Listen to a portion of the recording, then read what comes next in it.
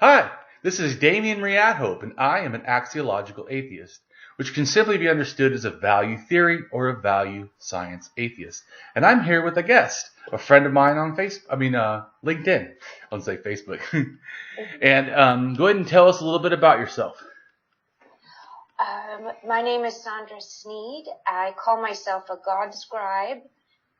I came to that in 2004. I had lost a job I loved and a man I loved, and I went down into the basement and started writing, and suddenly something came out of my pen that I didn't notice having written, and it said, "Unemployed? It is my assertion you are employed by me." And then that led me to a year in solitude, taking dictation from what some would say is a voice in my head. Okay. And so could you explain to us what you mean by God? Sure. I think the best definition is actually in my book. Sorry to go ahead and plug it. No, that's fine.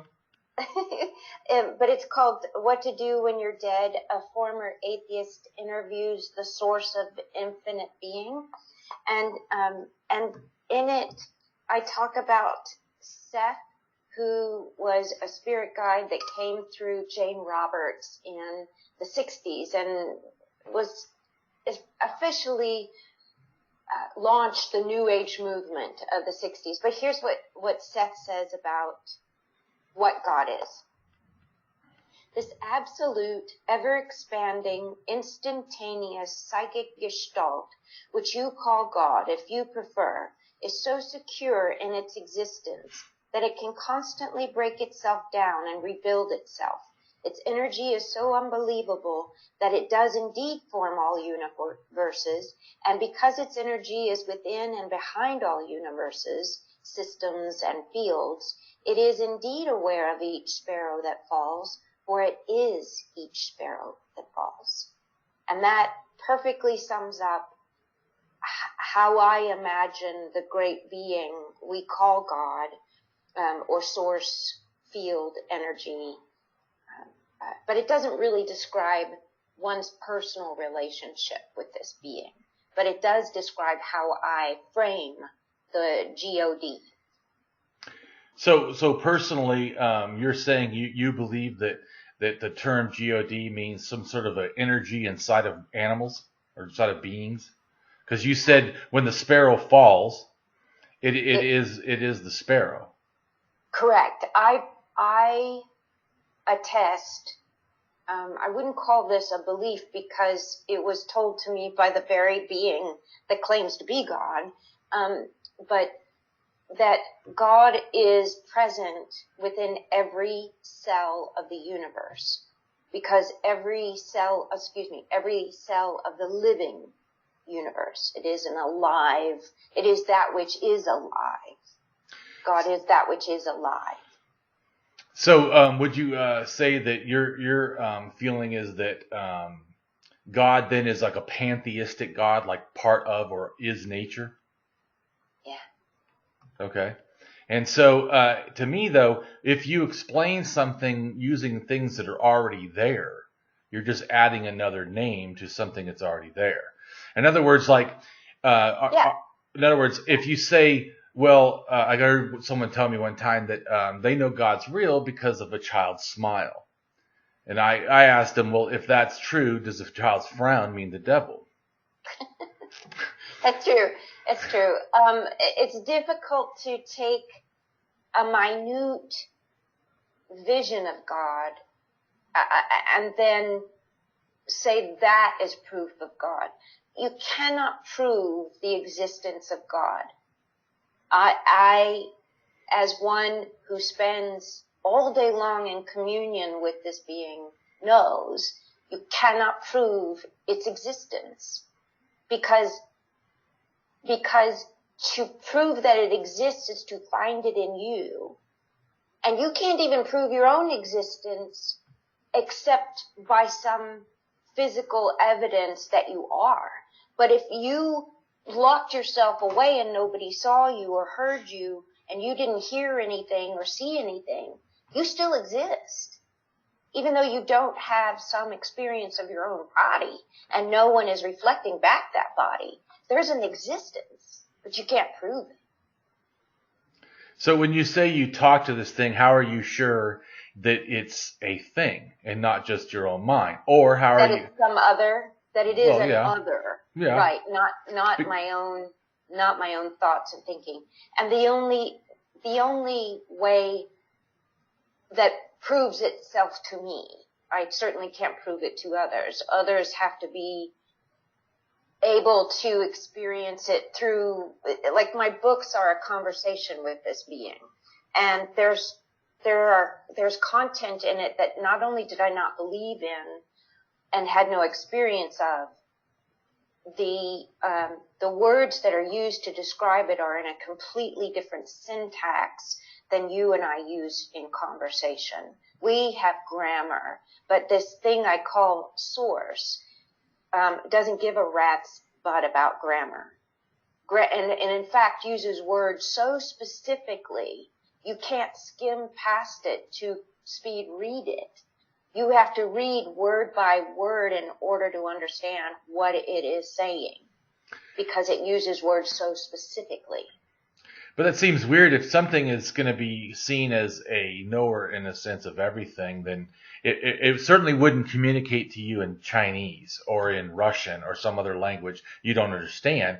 So it would seem odd to me that something that wants to communicate would choose to not communicate in a way that is formal for the language that it's communicating in. But why would, and it is in English. It is in English. It's just not in modern versions of certain words, for instance. So, for example, I have to look up words to understand how it is meant in a sentence. And it's often the etymology of the word that gives me the sense of that understanding. It's not the current use of the word. But you get what I'm saying. If I want to communicate with you best, I certainly don't want to use, English from the King James Bible, which is, I would be talking to you like I am now in the form of language that you understand. I mean, I understand that there's etymologies of words and they come from other sources. Well, you could trace a lot of our words back to Proto-Indo-European. But if we spoke in Proto-Indo-European, nobody would understand, even though that's in a sense the root, form of all the languages that are not all the languages, but lots of languages like German, French, Spanish, Italian, English. Every one of those are Proto-Indo-European languages. And there are a lot of, like English is considered High German or whatever, a form of German, which I know is, to me, when I found that out, bizarre. Like, well, that's weird. But so I'm just saying, so just in general. I agree. I totally agree. And that is a critique that people often have in attempting to read my work, is that it's often incomprehensible. And that it is critically, they would say, lazy of me to not tease out the meaning for the reader. But often it's in our effort to try to read this work, and my work isn't the only one that is semi-incomprehensible for spiritually channeled work. It's just that the being I call God is closer to the originator of language than the origination of English. So, and in fact, when I do my psychic work, which I didn't announce to people, and you didn't announce yet, that I work as a psychic medium. Well, I did write it in the blog. Well, in the blog. Okay, in the blog. All right. So one of the ways that I tune in to an individual is through their name, the wave of vibration in their name, because each letter has its own, molecular sound.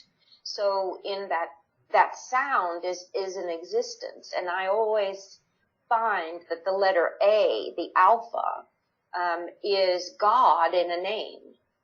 And I can often see how it relates back to the origin. If we think of God as the origin, the source of origination of all that exists. even in a name and an individual, because a soul in my work incarnates over and over again until it no longer needs to prove to itself that it exists.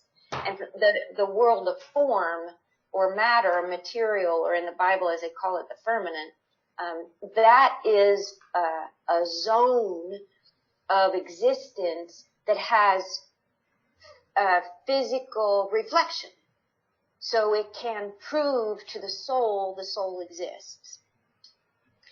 So in that proof, then, in the name is often a reference back to the origin, whether it's their origin or their soul's origin or the origin of their birth and why they were born.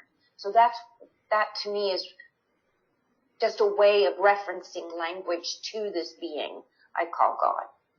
And right, like I said, that I just find it hard to, because you've heard the origin of language probably comes from Africa, and it could go back as much as 100,000 years ago. It's an utterance, it's a ma wa wa, it's a consciousness attempting to describe itself. Right, and all I'm saying is how you're explaining it to me, and since I don't have any belief in this, what I'm just hearing is that there's this supposed, higher or, well-connected intelligence that doesn't speak in a normal way to transmit ideas conclusively. It doesn't speak the way we speak.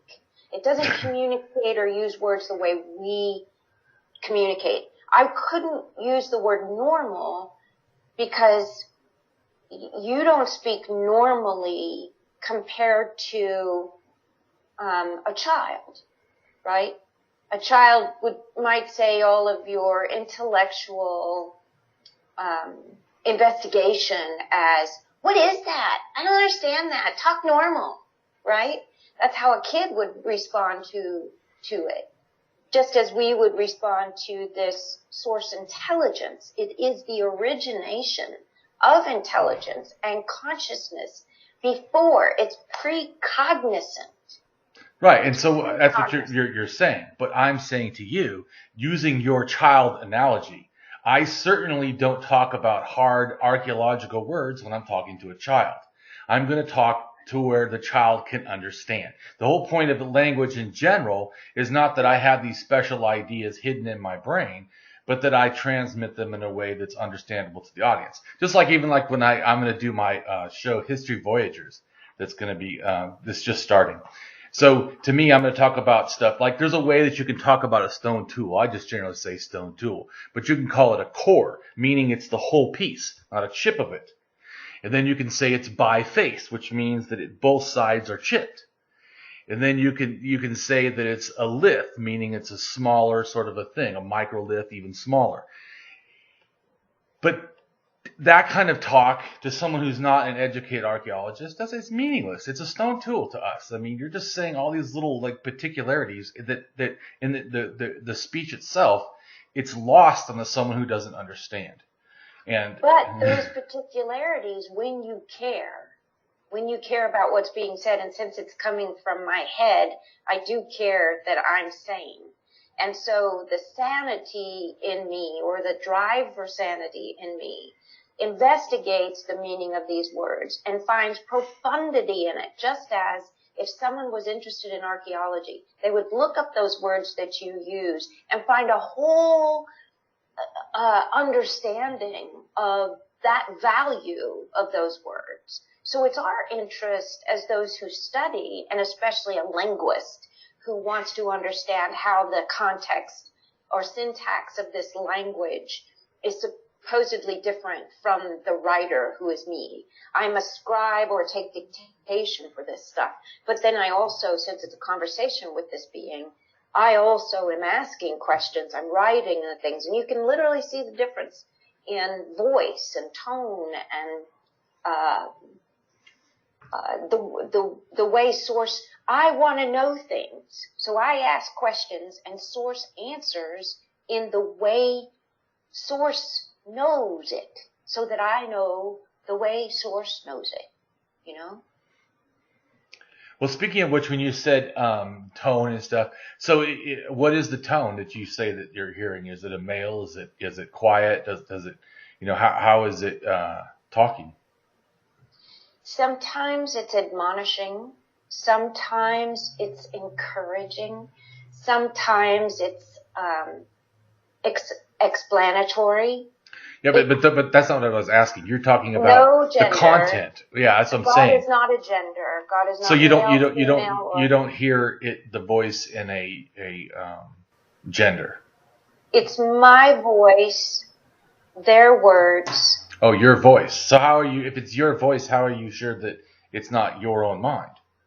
It's their words. Well, so, but I'm a writer, so I've been creative before, where I've woke up in the middle of the night and had all these ideas, and I don't remember thinking about it.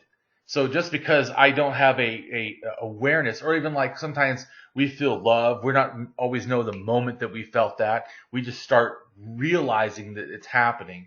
So to me, I can see where it would be possible, right, for me to feel these ideas, because as a writer, I feel like, man, I come up with all these rad ideas, and I don't even know, almost until I say it, I don't even know that I'm going to say it like that.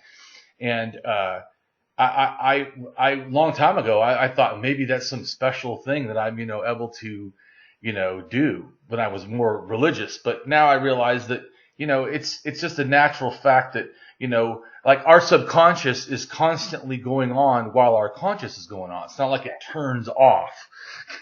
So and that's also why people cannot totally realize an environment and still get PTSD, because their subconscious is actually a lot more aware and picking up more stuff. So the same thing, we can transmit ideas from our subconscious, towards our conscious, and then be aware of them and not really understand. So I'm just saying, I know that you feel it is this thing, but I'm saying psychologically, it is possible for a person to feel feelings, to have ideas, and they be generated from themselves and not an external anything. Well, and that's a perfect critique, because I personally, I did not experience God externally at all. Quite the opposite. In fact, it's kind of, I'll be in my hole and taking dictation and having such amazing communion and conversation, and then I'll go out and into the world, and there's just so much crap out there. So it's an internal experience. It's an aspect of the self that one meets. I was doing a source talk, which in addition to soul readings, I do source talks, and that's where I allow. Could you explain what that means, both those, for people that are listening? So in source talks, I allow the being I call God to speak through me, and I call it verbal transliteration. When I take dictation, it's a form of automatic writing, but it's not automatic writing because it's coming from a source flow. So it's more similar to Edison's wax cylinders, how that would work from the Victrola horn, and the vibration then would make impressions on that wax cylinder. That's how it feels when I am recording in resonance. Resonance.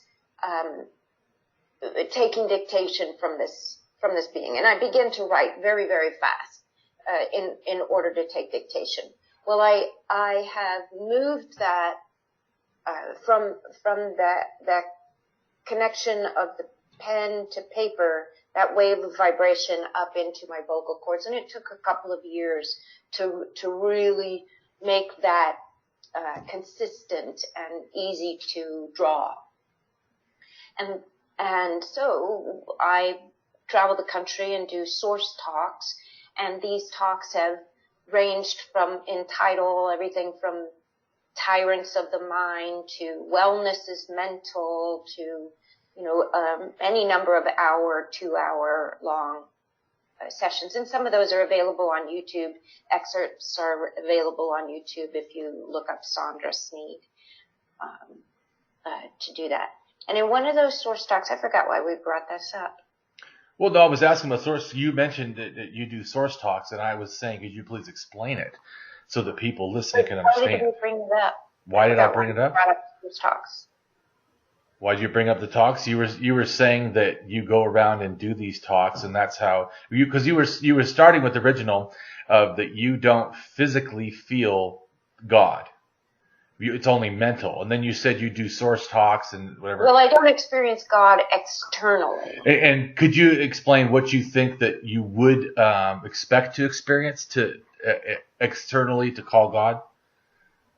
Well, I know you're not going to like this, but I actually experience God in you. Oh, yeah? And I experience God in people for whom God is really present. And I do see God in people's eyes and in their... How would you see that in their eyes? Could you explain that? No, I can't explain it. It's more... It's a recognition. How's that? It's a recognition that they have an experience or that they have a life that is an expression of God. God's love, God's acceptance, God's kindness. And you're relating this conceptions of God being love and kindness to a holy book or just your own writings?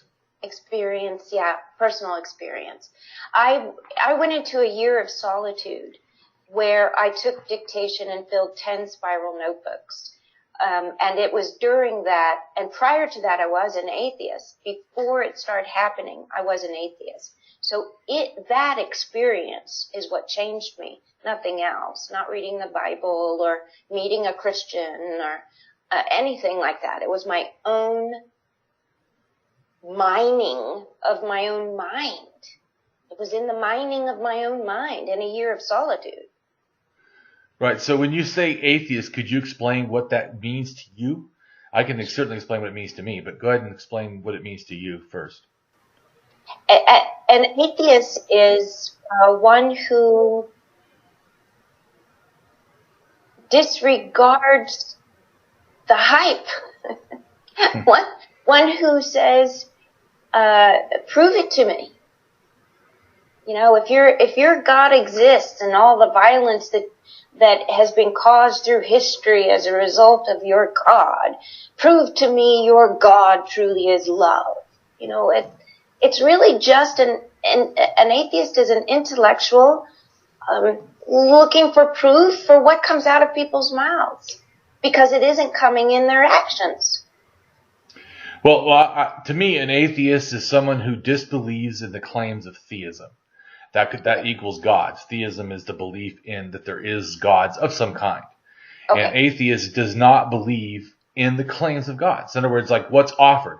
Now, the reasons, you're talking about some reasons they may not. I'm just saying, which there's a lot of different kind of reasons, but to me, the general meaning of the word is that it's someone who does not believe in theism, lacks belief. So the most standard, it's called soft or weak atheism is just that I lack belief.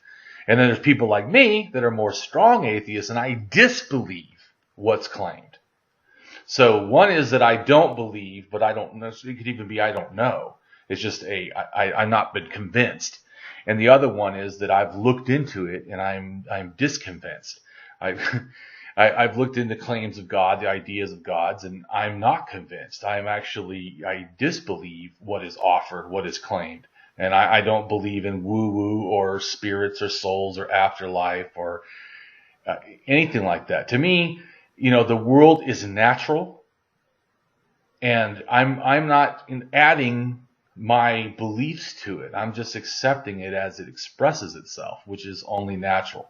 And to me, I feel all claims of God attached to something supernatural, something not natural. And since there is no supernatural evident in reality, in anywhere, by any test ever, to me, I find it to completely lack of convincing to even start a belief. And so that's for me. And to me, the term God, people use a lot like it has a substance or a meaning. But I see it as a label, like of authority, because they'll say, my God, Allah, my God, whatever you said, that one guy, Sam something or whatever. Whatever the extra thing you're explaining, God is actually a title of authority or something. It's like Lord, like, it's a position. So when you use the term God, to me, anyone does, all I hear is I have this thing that I hold as a position. It doesn't mean, and generally it's connected to something supernatural, which, like I said, to me, I can look around and go, yeah, well, I'm really not convinced. I don't see any small supernatural. And so I find it, for me, repugnant to believe in a supernatural when even the evidence is unavailable for even limited supernatural. That's not true. But I can, when you're not looking for it, you won't see it. But there is a tremendous amount of evidence today for what we term as supernatural evidence. But I don't think it's supernatural at all. I think it is natural. And it's a natural part of the unseen realm that is pre-physical or post-physical. So you're saying that there's scientific proof that someone's proved this or someone's claimed this? There's a difference. There are amateur scientists, there are seekers of knowledge out there who are using science-based systems to not prove or disprove, but to document personal claims. So if someone is in a haunted house, for instance, and they're like freaked out by the experiences they're having, there are amateur technologists, people who love the technology of measuring what cannot be seen, that go in and are attempting to devise tools to record the evidence. And it is showing up on baby monitors, for Christ's sake.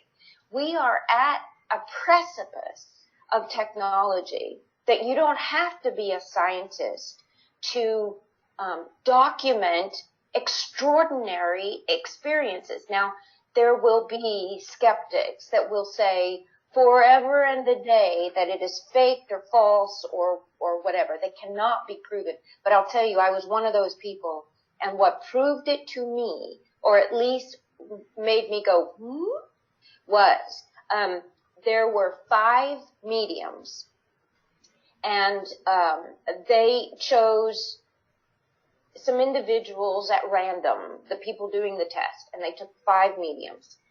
And they took some individuals, and all 5 mediums said exactly the same thing about the people who had passed on that were personal to these individuals.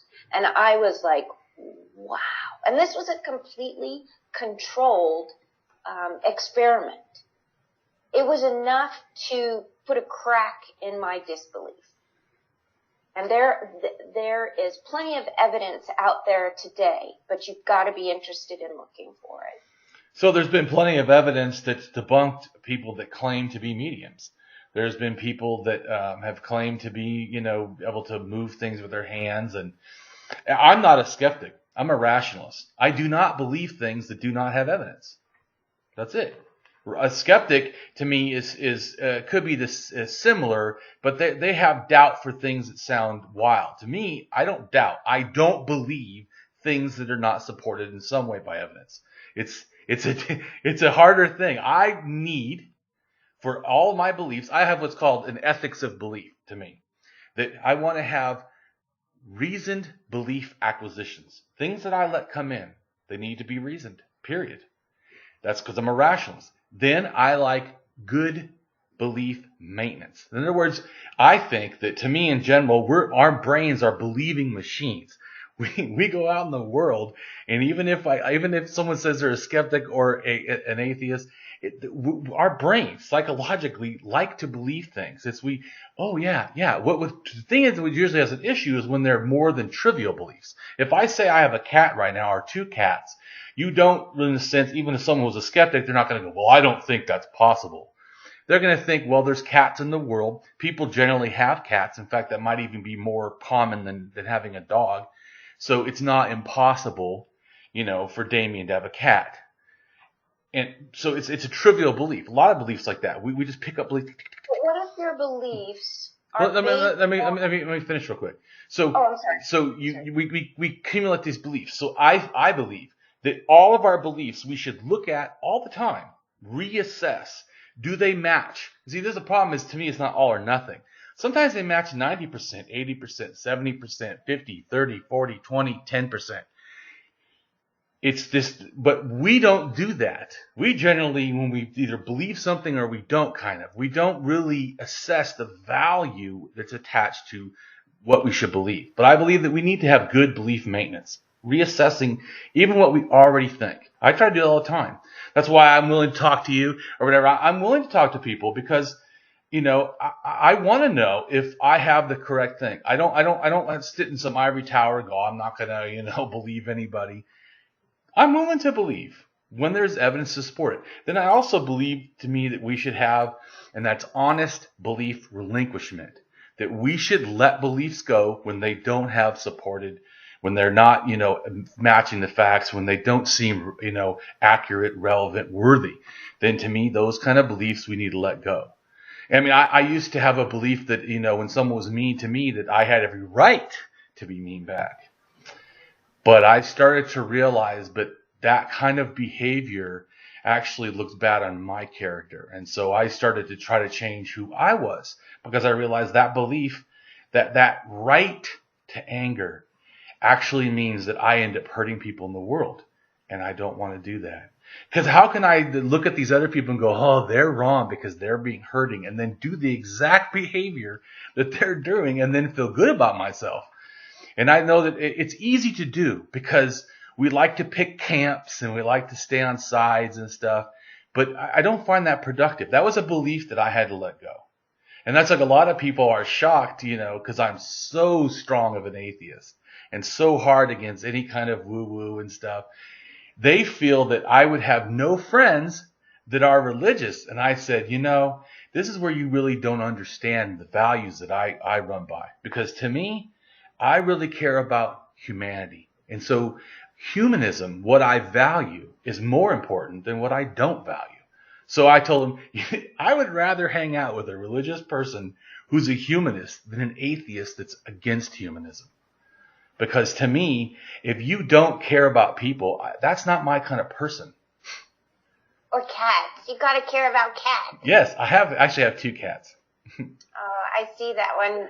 What's that cat's name? Spirit. And my other cat's name is Demon. It was actually a joke I did because of my religious mother. My religious mother would come to my house and she would constantly, say stuff. And I know she'd play with my cats. And so I decided to name my cat. I had another cat too one time called Ghost. So it was Spirit, Ghost, and Demon.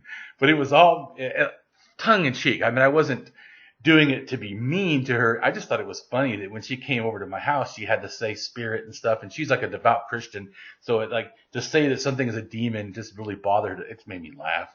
To me, it's just a word. But Right. And that's something that once you become an experiencer, which is different than a believer is, science tells you there's no such thing as blank. Okay, I believe that. I haven't had an experience here or there, either way. But I believe science is relatively rational enough to accept that what they tell me is true. However, we are finding out that science is dead wrong about plants, for example. Science said that plants don't talk, don't think, are inanimate objects, things. Well, today we now know, thanks to the biology of, it was the work done, I don't remember the scientist's name, but the documentary, The Secret Life of Plants, started a whole new wave of interest in the potential for intelligence of plants. But I'll tell you, every grandmother with a garden would have told you centuries before that not only do plants speak, they speak to us, and we speak to them. Well, I know I watched one show where they played like heavy metal music and classical music to plants, and they actually, in the show they said, I don't know how accurate it is, but they said that the plants were actually, flourished or not as much depending on, because the one sounds more like anger or whatever, and the one is more relaxed. And that, so that's just one experiment. They've also done experiments that proved the plant knows when you walk in the room, the plant knows your intention to hurt it before you even hurt it. Yeah, I've never heard that, but science will blow your mind about the. But I'm saying I have heard some stuff about plants interacting even with each other and letting off I think I can't remember if it was a smell or colors or something, but doing different stuff as safety mechanisms against, or even like doing stuff against insects attacking them. Dear. You know what the being I call God or Source told me about what killed off the dinosaurs? Yeah. Trees killed the dinosaurs. Well, archaeology would have said probably that it was a meteorite, and also there was volcanic actions that were putting all kinds of chemicals into the air that made it so where two things. Number one, it puts smoke in the air, which means the sun has a limited. I know that story. I did not readily accept the story that Source told me, but they said sinusitis actually caused a low population, a low birth rate. Sinusitis. Anyway. I don't know what that is, so. I know a lot of things, but I don't know what that is. Sinusitis is an infection in the sinuses that's caused by pollen. Yeah, it's a pretty brutal way to stop reproducing, I guess, reproductive stuff. And one of the things, I'm told a lot of stuff that goes counter to our common beliefs. So it scared the hell out of me to go public with this book, because in chapter 4, Source actually says that there's an inner earth, and that beings from inner earth are going to start rising up to tell us to stop destroying the planet, that there are other ecosystems that we can't see that are dependent upon the resources of the planet, and as well as the survival of the human race, that if humans off themselves, that they'll be offing many species that they are unaware of, that humans are unaware of. So it's a pretty scary thing to go public as a former atheist, holding on. It's one thing to have these quiet dialogues with the being I call God, to have these quiet, intimate moments of communion. And it's another to go public with them. It's a very scary process. Well, I'm sure there's a lot of people are interested in spiritual things, because they to me, even like when I first became an atheist, it happened in college. I didn't know any atheists or anything. And at first I didn't even know if I was an atheist. Like, well, I don't know. I don't believe in the Bible and God no more. So I don't know. But, and then the more I researched, I started to call myself a spiritual atheist, because I felt like nature, because also this is the problem for me back then. I was a religious person, and then I became an atheist. A lot of people, this happens to. I mean, it's common. So you still have all this training of religion in your mind. So when I would try to explain ideas or concepts, I would use religious language, because I didn't know. Even like a lot of atheists will say amen to stuff, not because they're still religious, but they're just so used to that as I agree, or whatever, or, that sounds good. They amen. But what they really just mean is that sounds good. I agree, or whatever. So with spiritual, to me, what I wanted to say was, I feel like life has value and that there's meaning to life that we find by being good humans in a sense. And I feel a connection with everybody in the world in the fact that I see that we're all, these fellow dignity beings, these people that deserve rights and care. And to me, the only word I knew in a sense was spiritual.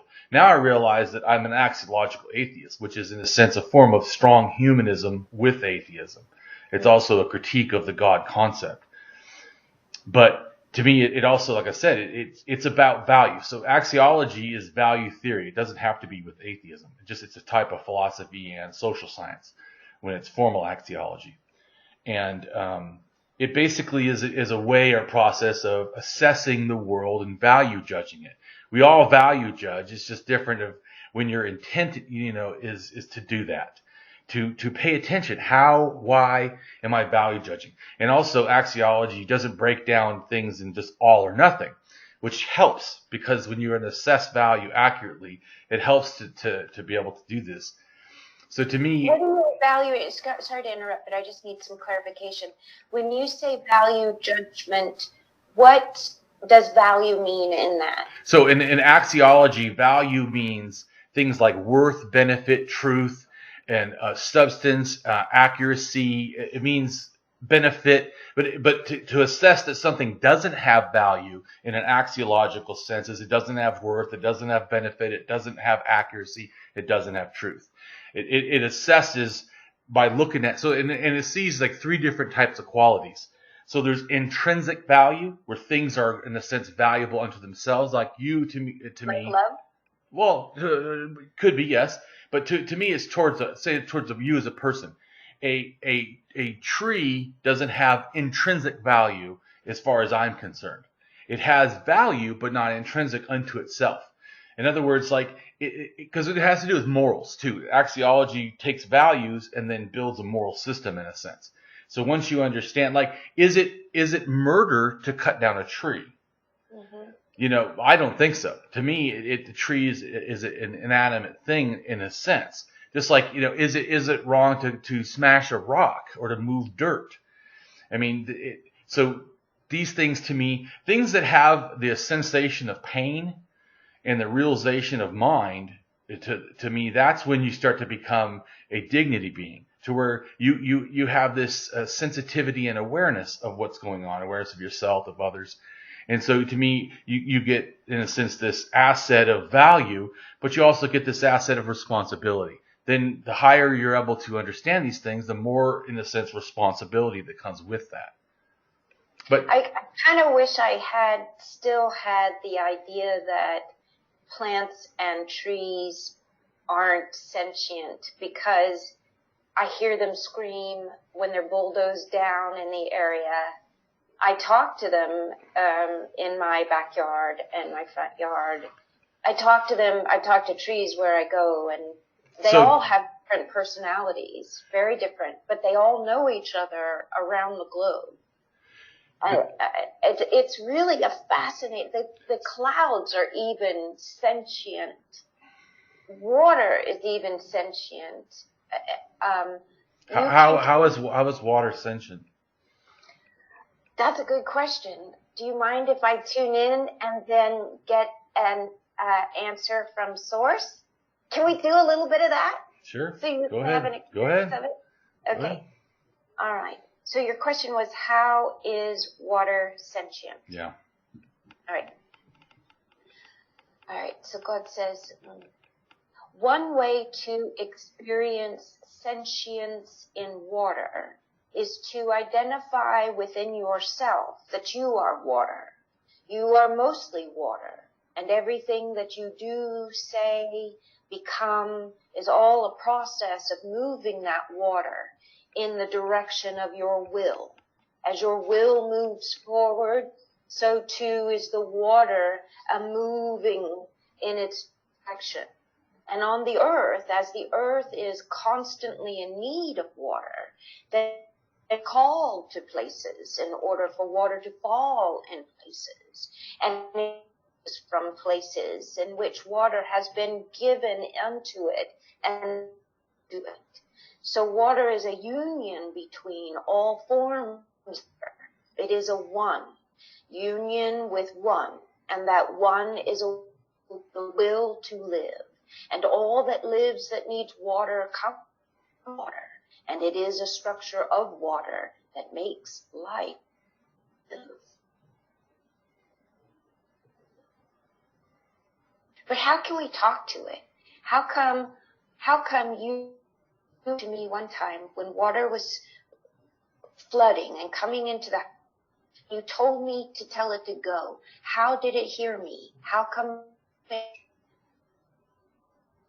the water that heard you was moving through? It wasn't moving into the house because it wanted to be. It was simply moving through.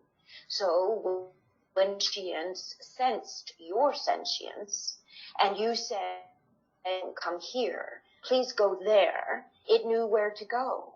It was just moving through. You told it where to move through.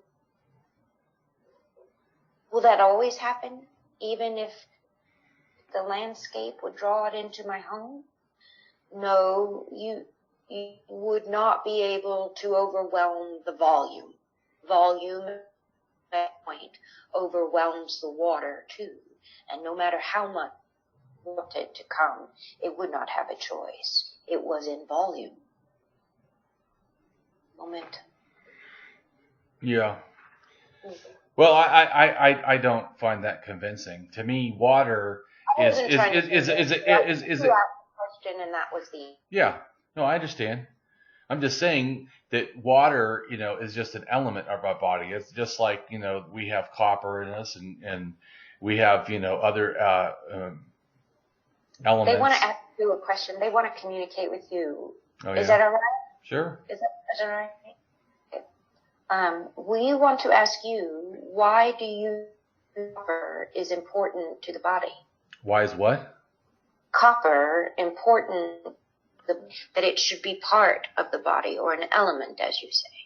Well, why do I think that? I would have to look exactly why science says I don't have a degree in your rational mind. Why do you think copper is an important part of the body? I would say probably because it has something to do with the blood. Off the top of my head. Well, what is it that copper do? What does it do? What is it able to do? I would have to go look it up. I don't know. I know it probably has, like I said, something to do with the blood, because I know, and I know the liver, I think, has some in it, but I don't really know, because, like I said, I don't claim to know things I don't know. Well, here's truth. Copper is conductive.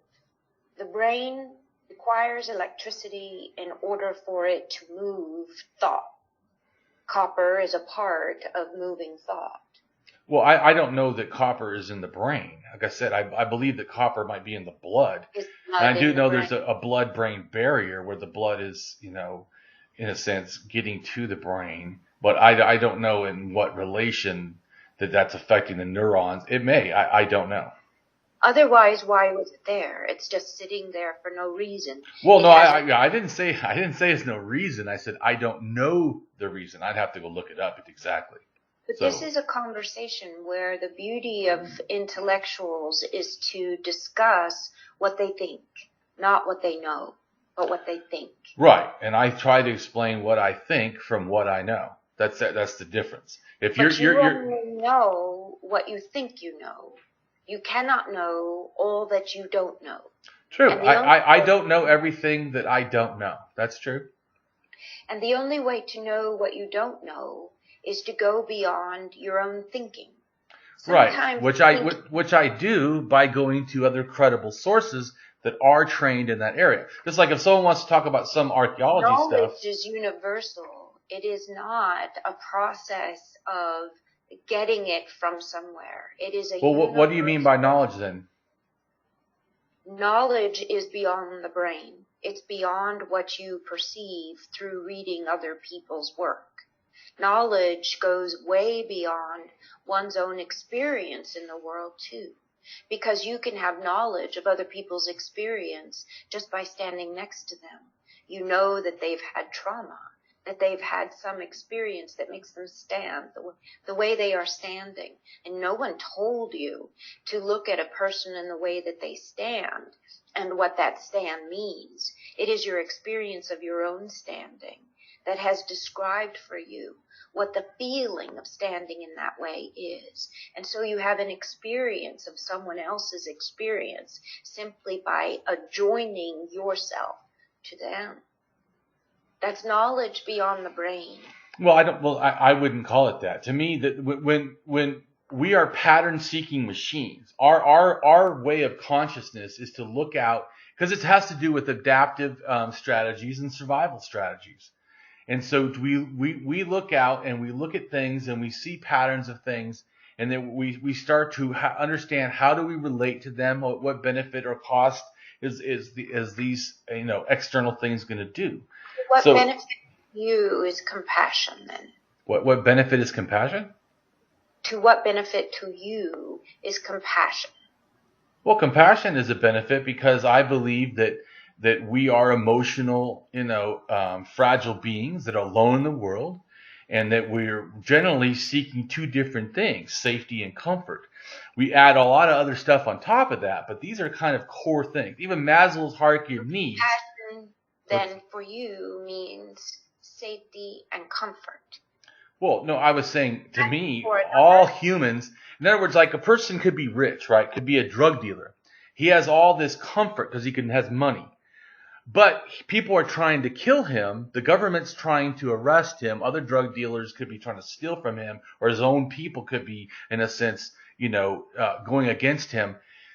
So that person does not have safety. They have comfort, but they don't have safety. And you can take someone. You can take someone. Is compassion. We have a question for you, but we want you to follow the logic first. And the topic is compassion. Mm-hmm. So to what benefit to you is the question. Well, to me, it's the same benefit in the sense of why not lie? What happens when you lie in the environment is that all of a sudden you become untrustable. When you become untrustable, you have made your own safety at risk. You have made your own, sense ability to have comfort is limited. Is compassion? Compassion is as a benefit to you. Because it allows me to operate in the world in a better way. It does. Compassion does. It allows other people to trust me more. Is it not? It is a mirror. When you are compassionate, you generate in another compassion. It is a mirror. And that is knowledge that has come to you through your mirroring of another. And mirroring is a knowledge. The more you mirror... well, that's not that's not something I disagree with in a sense, because we know that in the brain there's a thing called mirror neurons. That socially, we're a socially adapt species. We're more feminized and social and stuff than, say, the Neanderthals. We not only physically but mentally, our way that we interact, like Neanderthals. That's an assumption. What's that? That's an assumption. Well, you look at the Neanderthals and you can see they have smaller groups. It's basically family and a few other people. They do care for their compassion. What's that? Survival means compassion. Compassion required. Compassion is required for survival. No, I think it still is. I still think that, like I said, and it goes back to the feeling of safety and comfort. Humans don't do well when we lack safety and comfort. And you can take someone, right? They're safe. You take them in jail and you put them in a solitary confinement. In a sense, they're safe. You could even maybe make it a comfortable room. The person will probably go insane or have some mental issues or get depression. We don't do good when we don't interact with other people in a positive way. I mean, people get used to being negative, but those people generally are not, since to me, living really happy, flourished lives. So I do think that being compassionate to others and receiving compassion and understanding. It is a vital part of our social makeup as humans. Right. So there was a time in the field of science where compassion would be considered woo-woo and have absolutely no relevance in general conversation for intellectuals and those of knowledge. What we're describing today is that sentience is going to be tomorrow's compassion. Though you accept it today as a basic law of survival, so too is sentience and the ability to receive and to give. Sentience to all that is alive will maintain man's complete composure in his ability to survive. Otherwise, if he tears down all the trees and he eliminates all the water cycles and he depletes all of the rivers and streams with his dams, man will destroy himself because he cannot see the living life that was here long before he got here. Just as the knowledge that is contained within man is long before his physical form. Well, I do know that science, has the sort of the same belief etiquette that I have. They try to have reasoned belief acquisitions, and then they try to have good belief maintenance. They update their thinking. And then they try to get rid of, like belief relinquishment, get rid of ideas that now are found wanting. And so, to me, science doesn't try to prove things true. It tries to show that this is what they understand in relation to the evidence. To me, that still is a truth claim because you're saying it matches the evidence.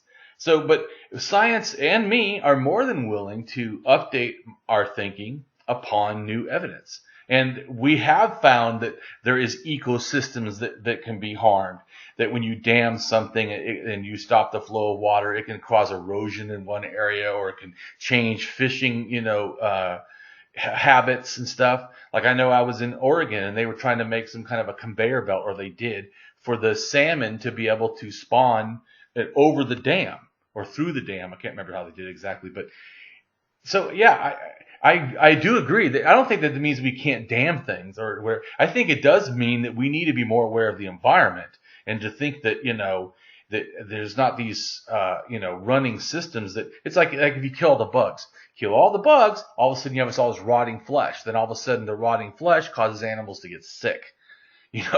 So, and then those animals die. Then when those animals die, they can't be predators or whatever to other animals. And the overpopulation of deers and whatever. But so there is a balance, of ecosystems that I do think that I'm not a capitalist. I'm a socialist anarchist. So I think that capitalists in general get too much into things. Our reason for bringing that up was about compassion as considered an irrelevant topic in previous science, and today it is seen otherwise. Yeah, well, we've identifying that sentience is right now looked at as woo-woo and irrelevant. Well, I don't know that it's looked at woo-woo. If you mean sentience as far as the thing. We can finish this one thought, and we'd be happy to give it back over to you and to Sondra, because we don't have much time in her to say what we want to say. Sentience is knowledge that is not seen, it is not read, nor is it told. It is sensed. The sense of sentience comes from an all sense, or a sixth sense, that is not given enough scientific inquiry in order for the evidence to be given. So for you to say that what you know is what you are willing to accept means you are not willing to accept what you yet know. And we promise you that what you and the rest of humanity yet know is the sixth sense that is tuned in to the sentience of all that lives and all that supplies life to what is living. Well, I do think that things that have life and can feel pain and understand, stuff, I do think that they are sentient beings. I don't have a problem with that. I don't think science has a problem with that. In fact, I was just. I don't think that's what God's saying. What I thought I heard Source saying, which is hard for me to both facilitate and listen at the same time. But what I thought they were saying is that what I consider the sixth sense, which is my psychic ability, is a normal, natural, inherent ability that we deny as humans because we don't have evidence for it, or we don't have scientific study of it. We don't even understand it. We don't even have any way of modeling it. So that's why you don't see the trees as sentient and see them as inanimate.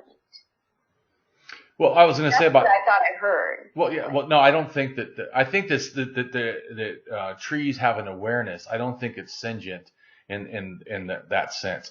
I don't think they have. I think because you could have, in a sense, nervous system responses. There's some bugs that actually don't feel pain. They don't have the same receptors. It's not they don't have an awareness, because even like, let's say amoebas or whatever, they actually can interact in their environment. They don't have a brain. They don't have a nervous system. They don't feel pain or whatever you would think. And yet they're able to sort of... But I don't think that's what sentience is, the ability to feel pain. Sentience is aliveness. Right, but I'm saying that aliveness. So, but the fact of a molecule... So are you saying a molecule is an equal value to a human? I don't think so. There are Jan. Huh? Is it alive? Is a molecule alive? Some are. Some you can have. Does it live? One cell or there's one cell organisms. I mean that is a what's that? That's not a molecule. Well, you had said that water, which is in a sense chemical molecules. You said that they had a sentience. I don't agree. Things that to me don't have. But I guess that's all I was trying to say about a one cell organism interacts in its environment and it looks like it's thinking, but there is no brain to think. There is no. But it's so I think that we have some natural responses to things that don't really involve our totally thinking about things. There was like some. It doesn't think. Just because it doesn't think doesn't mean it's not alive. No, well, yeah, alive. The processor is central. Doesn't mean it's not sentient. Well, to me, it's not. Just being alive, a plant or something, doesn't mean it. I think that when there's no science to present the evidence for or against it, how do you conclude that? There's a better word. Why do you conclude that just because you don't sense its aliveness, that it is not alive? Well, no, alive and being sentient, you're saying those are the same thing. I don't. But you also said water, which is not alive, you said is sentient. Let's look up the word sentient to just make sure we're on the right. How do you spell it? Sentient. I know it's a concept in Buddhism. I think it's in Jainism too, maybe even Hinduism. But the Jains, there's some that they will actually take a brush and sweep away the ground so they don't hurt any one-celled organisms. Right.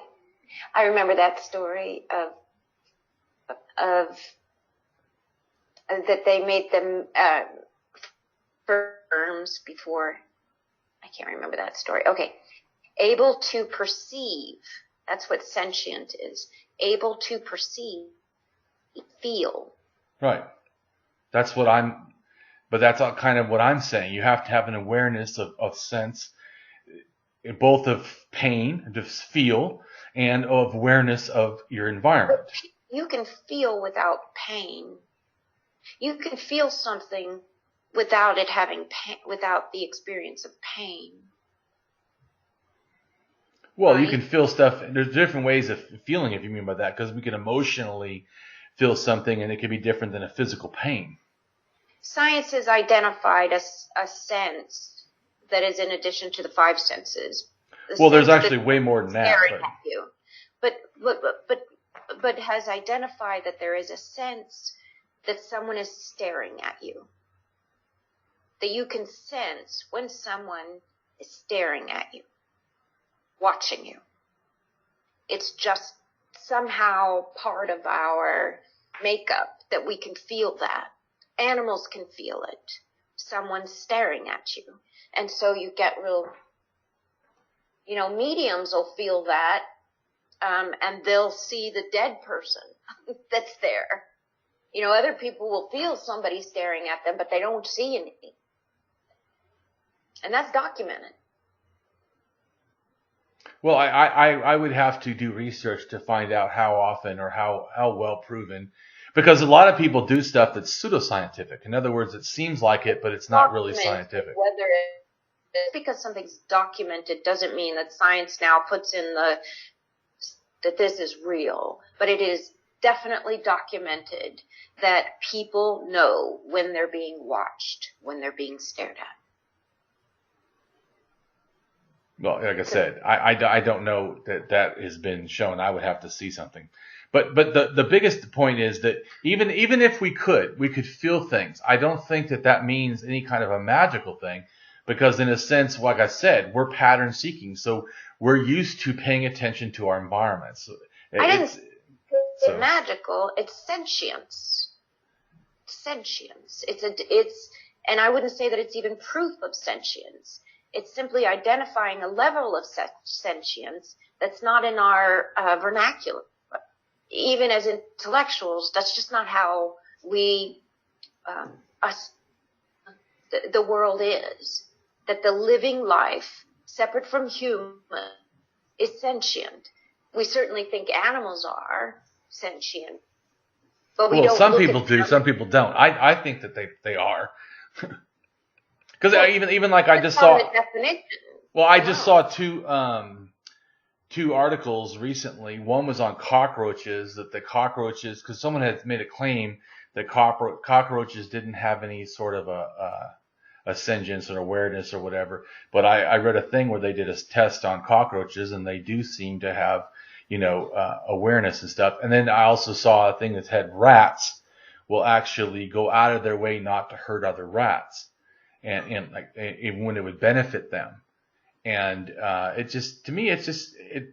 think that I do agree that we're just starting to realize that a lot of things have these, what we used to think are human only traits.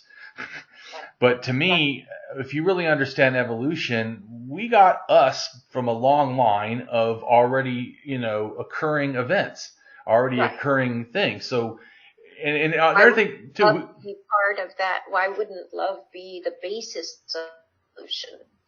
If it has so many ways of conjoining teams and cultures and for survival, just is natural.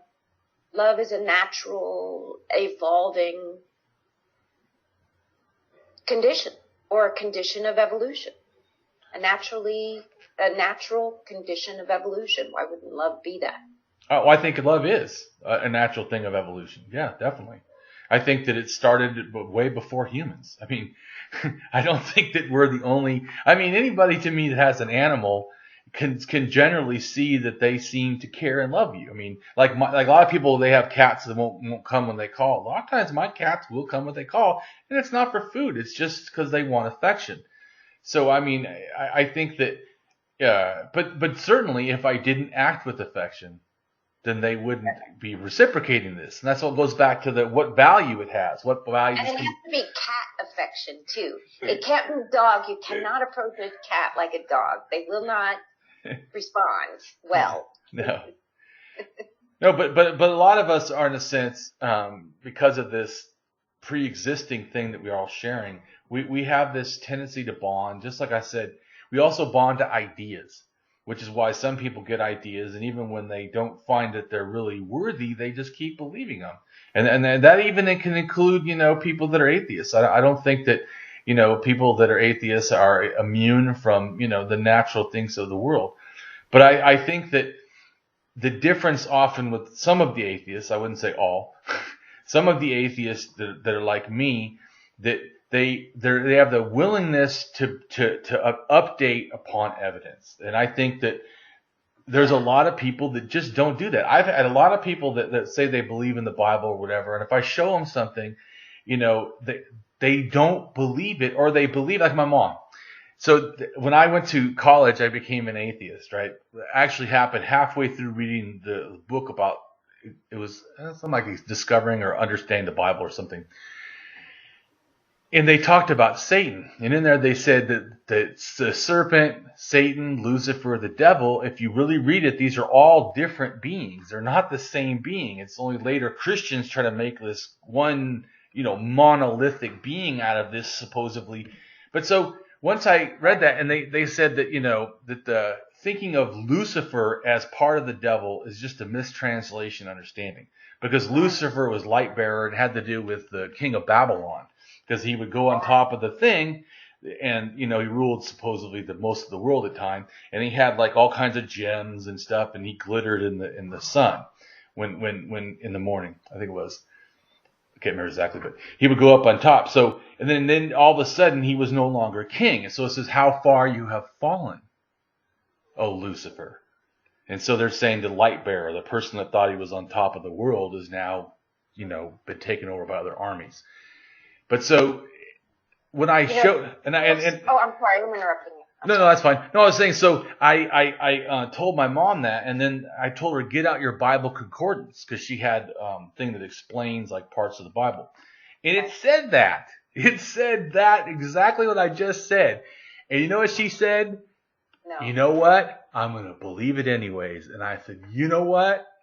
I'm not doing that. I am not going to look directly at facts and just go, I want to believe whatever I want to believe, no matter if I know it's a lie.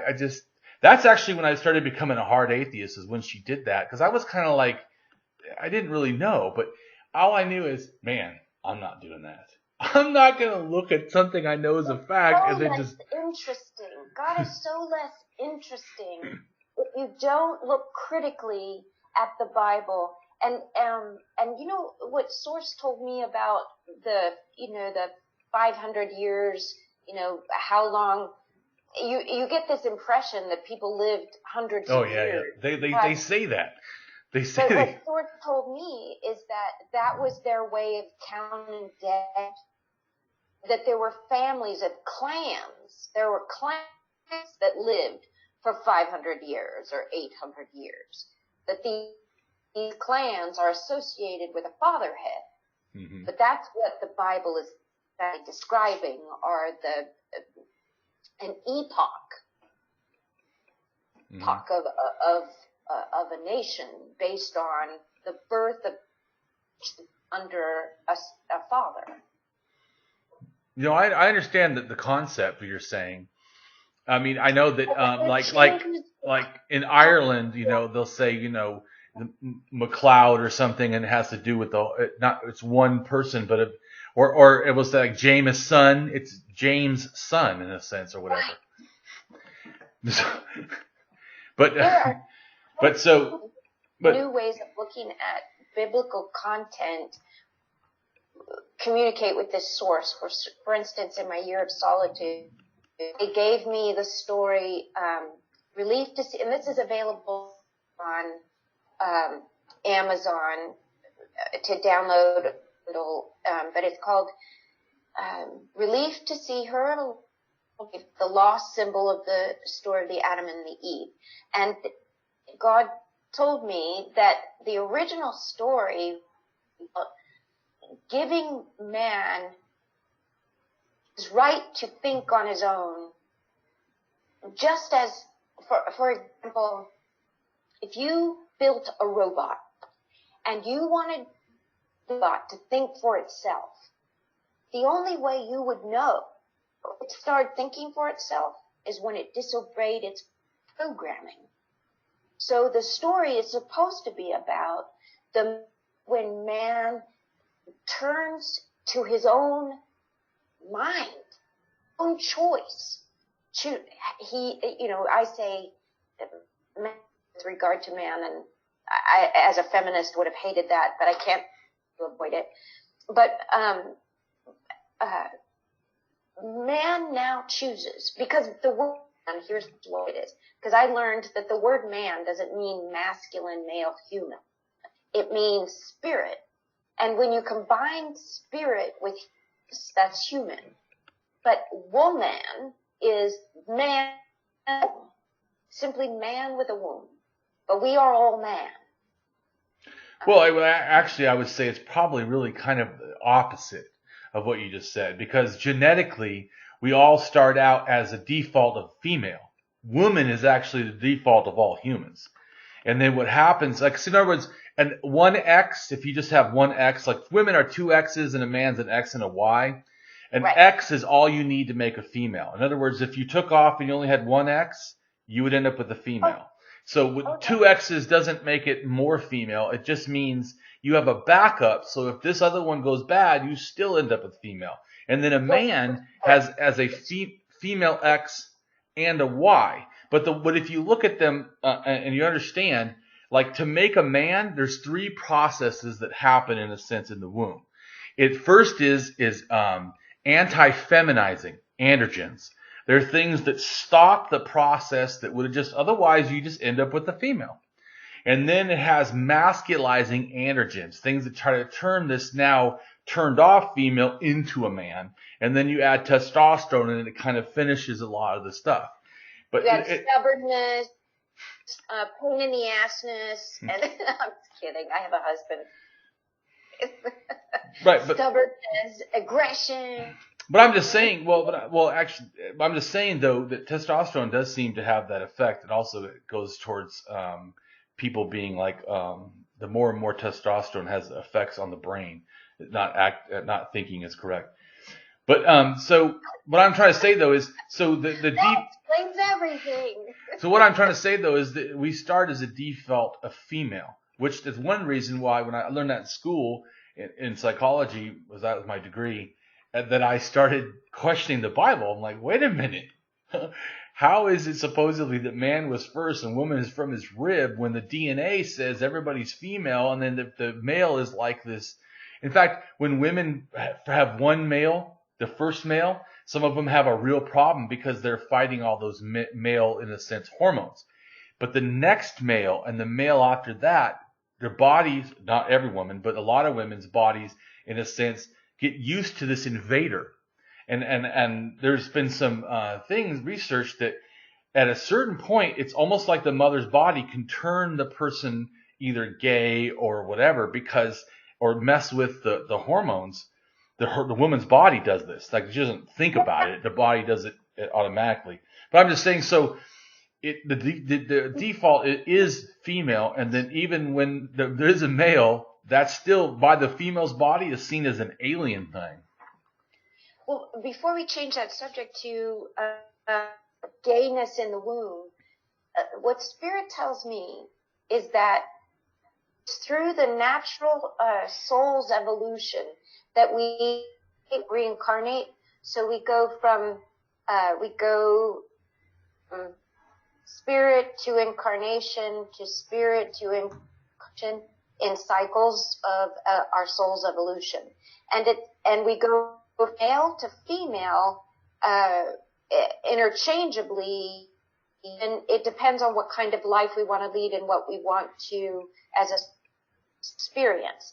And in the process of moving from male to female, our will to go from one gender to can sometimes not be fully engaged. Let's say a male in one life and we're transforming to another lifetime.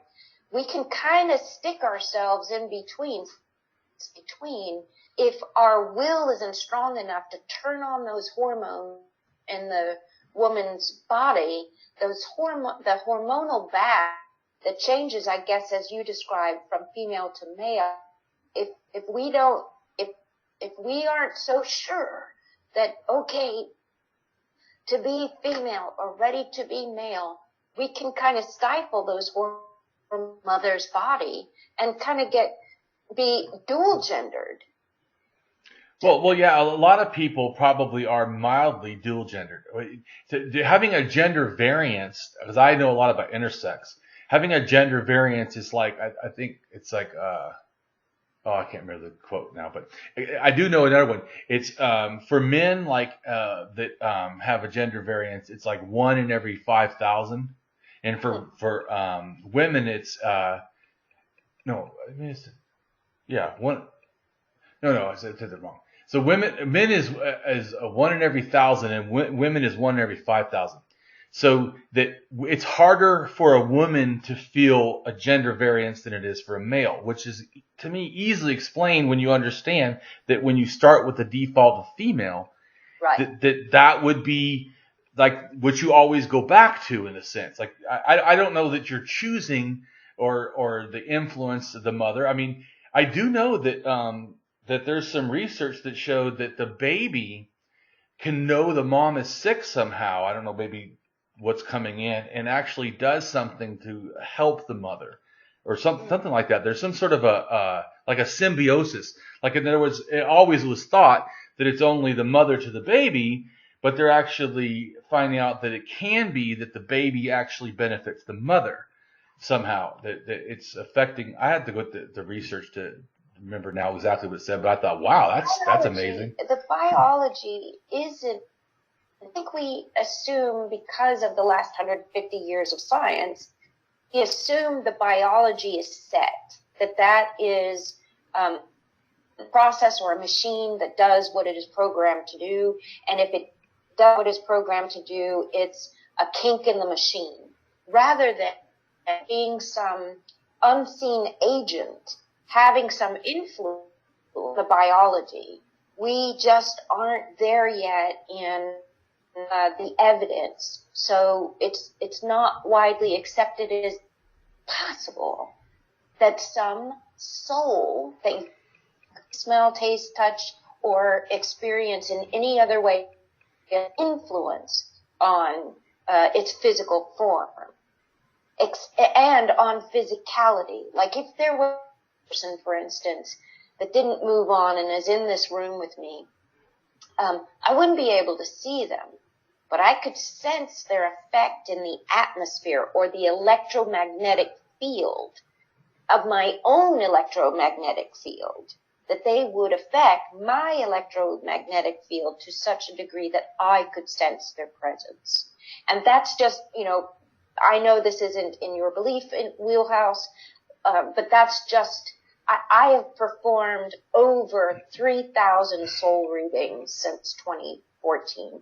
And a soul reading is when I go into semi-trance, and you heard the voice that comes through me in dialogue. But it's really more monologue than dialogue. But when Source starts speaking through me about an individual, I claim that it is the God within them that is speaking through God within me, in order for that information about them that I could possibly know. And over again, I get evidence based on people's confirmations of the content that I give. I give information that's not available publicly for people. I even had psychic impression of you before we met. Oh, yeah? I got a vision of a blue, what is it, genie. A genie. And he was blue. Yeah. And he was mostly chest. And everything under his chest was smoke, blue smoke. And I think he had a red beard. Yeah. And he came to me and he spoke to me, and I forgot what we talked about. But then when you and I met, and then I saw your artwork, and I saw the blue genie, I was like, oh, okay. Now I know who came to me. Yeah, I paint myself different colors just because I'm real creative, and I like. To me, one thing about art that's better than pictures, like, there will always be art, because pictures generally, not always, but generally are focusing on what is real. And art allows you to play with reality in a way that is not as easily done in pictures. And so, to me, I just like the creativity of being able to draw myself blue or pink or a white or whatever. It's just because I'm just that way. I'm real creative and like to do that. Right. Yeah. I think it's great. I think it's great to be an expression of yourself in a way that's interesting and entertaining for others. And you paint your nails and yeah, I do. No, I actually don't have them done right now, but yes, I like to paint my nails, and I actually have tattooed eyeliner, which you can't see, but I was thinking about getting that myself. It kind of fades. It's seriously irritating. It feels like they're tattooing like almost inside of your eye. Oh gosh. It's not something that I mean, depends on how. I mean, it's kind of cool, but would I probably do it again? Probably not. Not because I wouldn't like it. It's just yeah, that was a heck of an experience, man. How did you meet your wife? I met my wife actually online. She was in another state, and she was in Colorado, and I was in Southern California. And I was doing a dating site, but I was getting kind of disheartened because I even went on what's that one they have that's like real popular? I can't remember now. eHarmony? Yeah, eHarmony. That's it. eHarmony said that there's no matches in the LA area to me, and I was like, that's how it feels. It feels like nobody matches my personality. That's exactly how it feels. And so then I was just like, just looking. I was already, I sent some women like, thing, and I've been on a whole bunch of dates, but I was telling women, what I have never done before is really approach dating like I do a job. To do a job, you just don't go, do I get paid a lot of money? Pfft, sign me up. You go, what is the benefits? What hours do I have to work?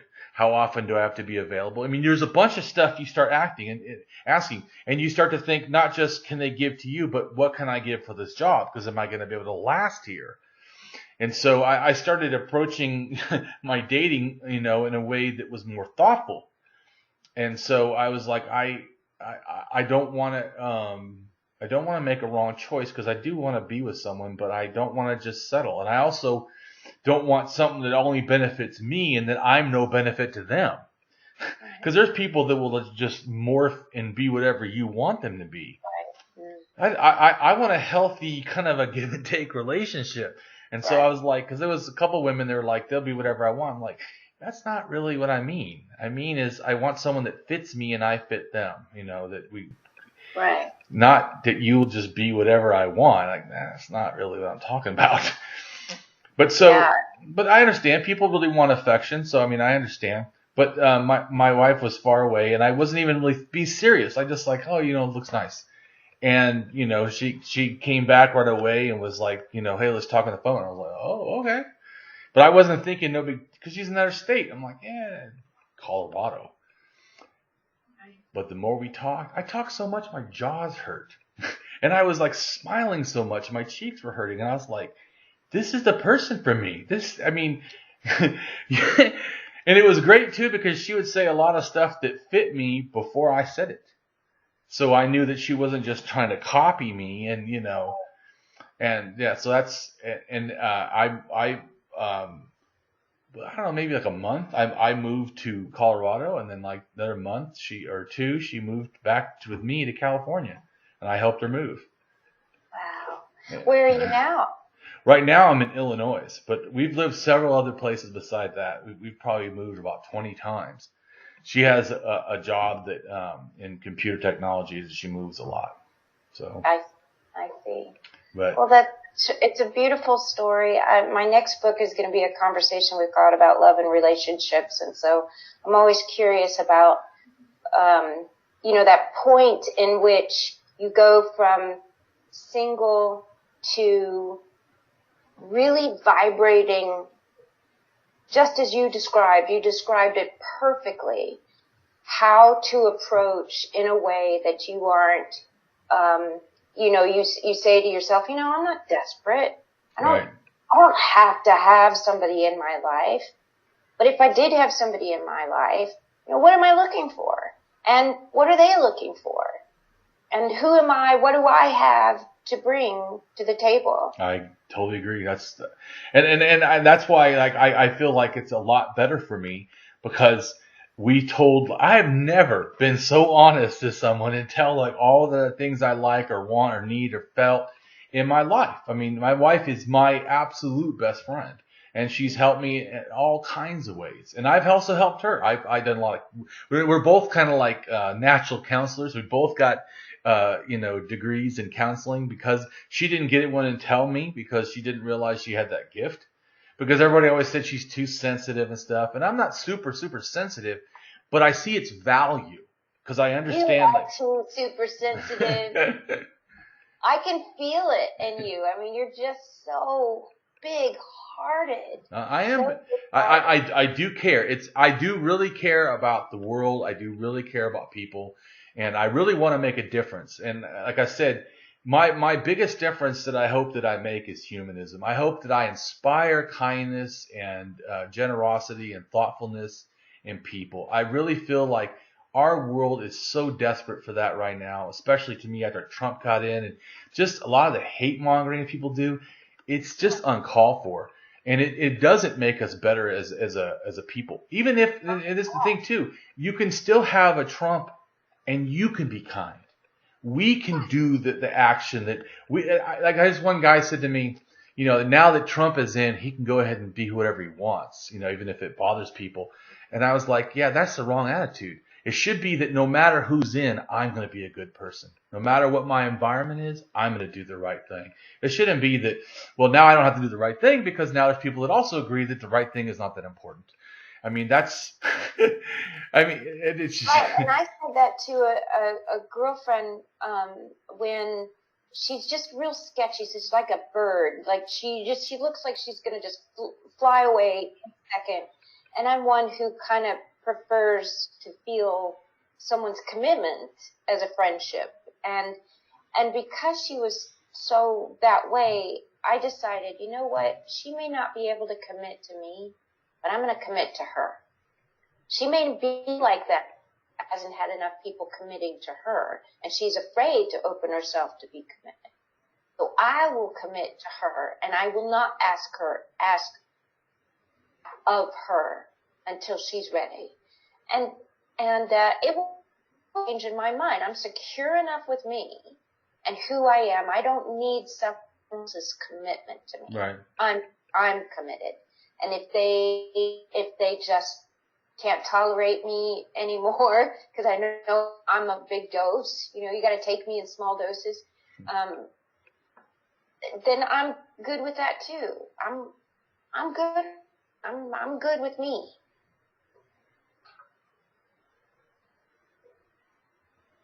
No, I understand. I mean, like I said, I try to be who I am because I feel like I want to be. I tell people that it's not just that I want to be kind. I want to be a kindness aficionado. I want to be someone who understands it backwards and forwards, who tries to practice that in every area of my life all the time with everyone.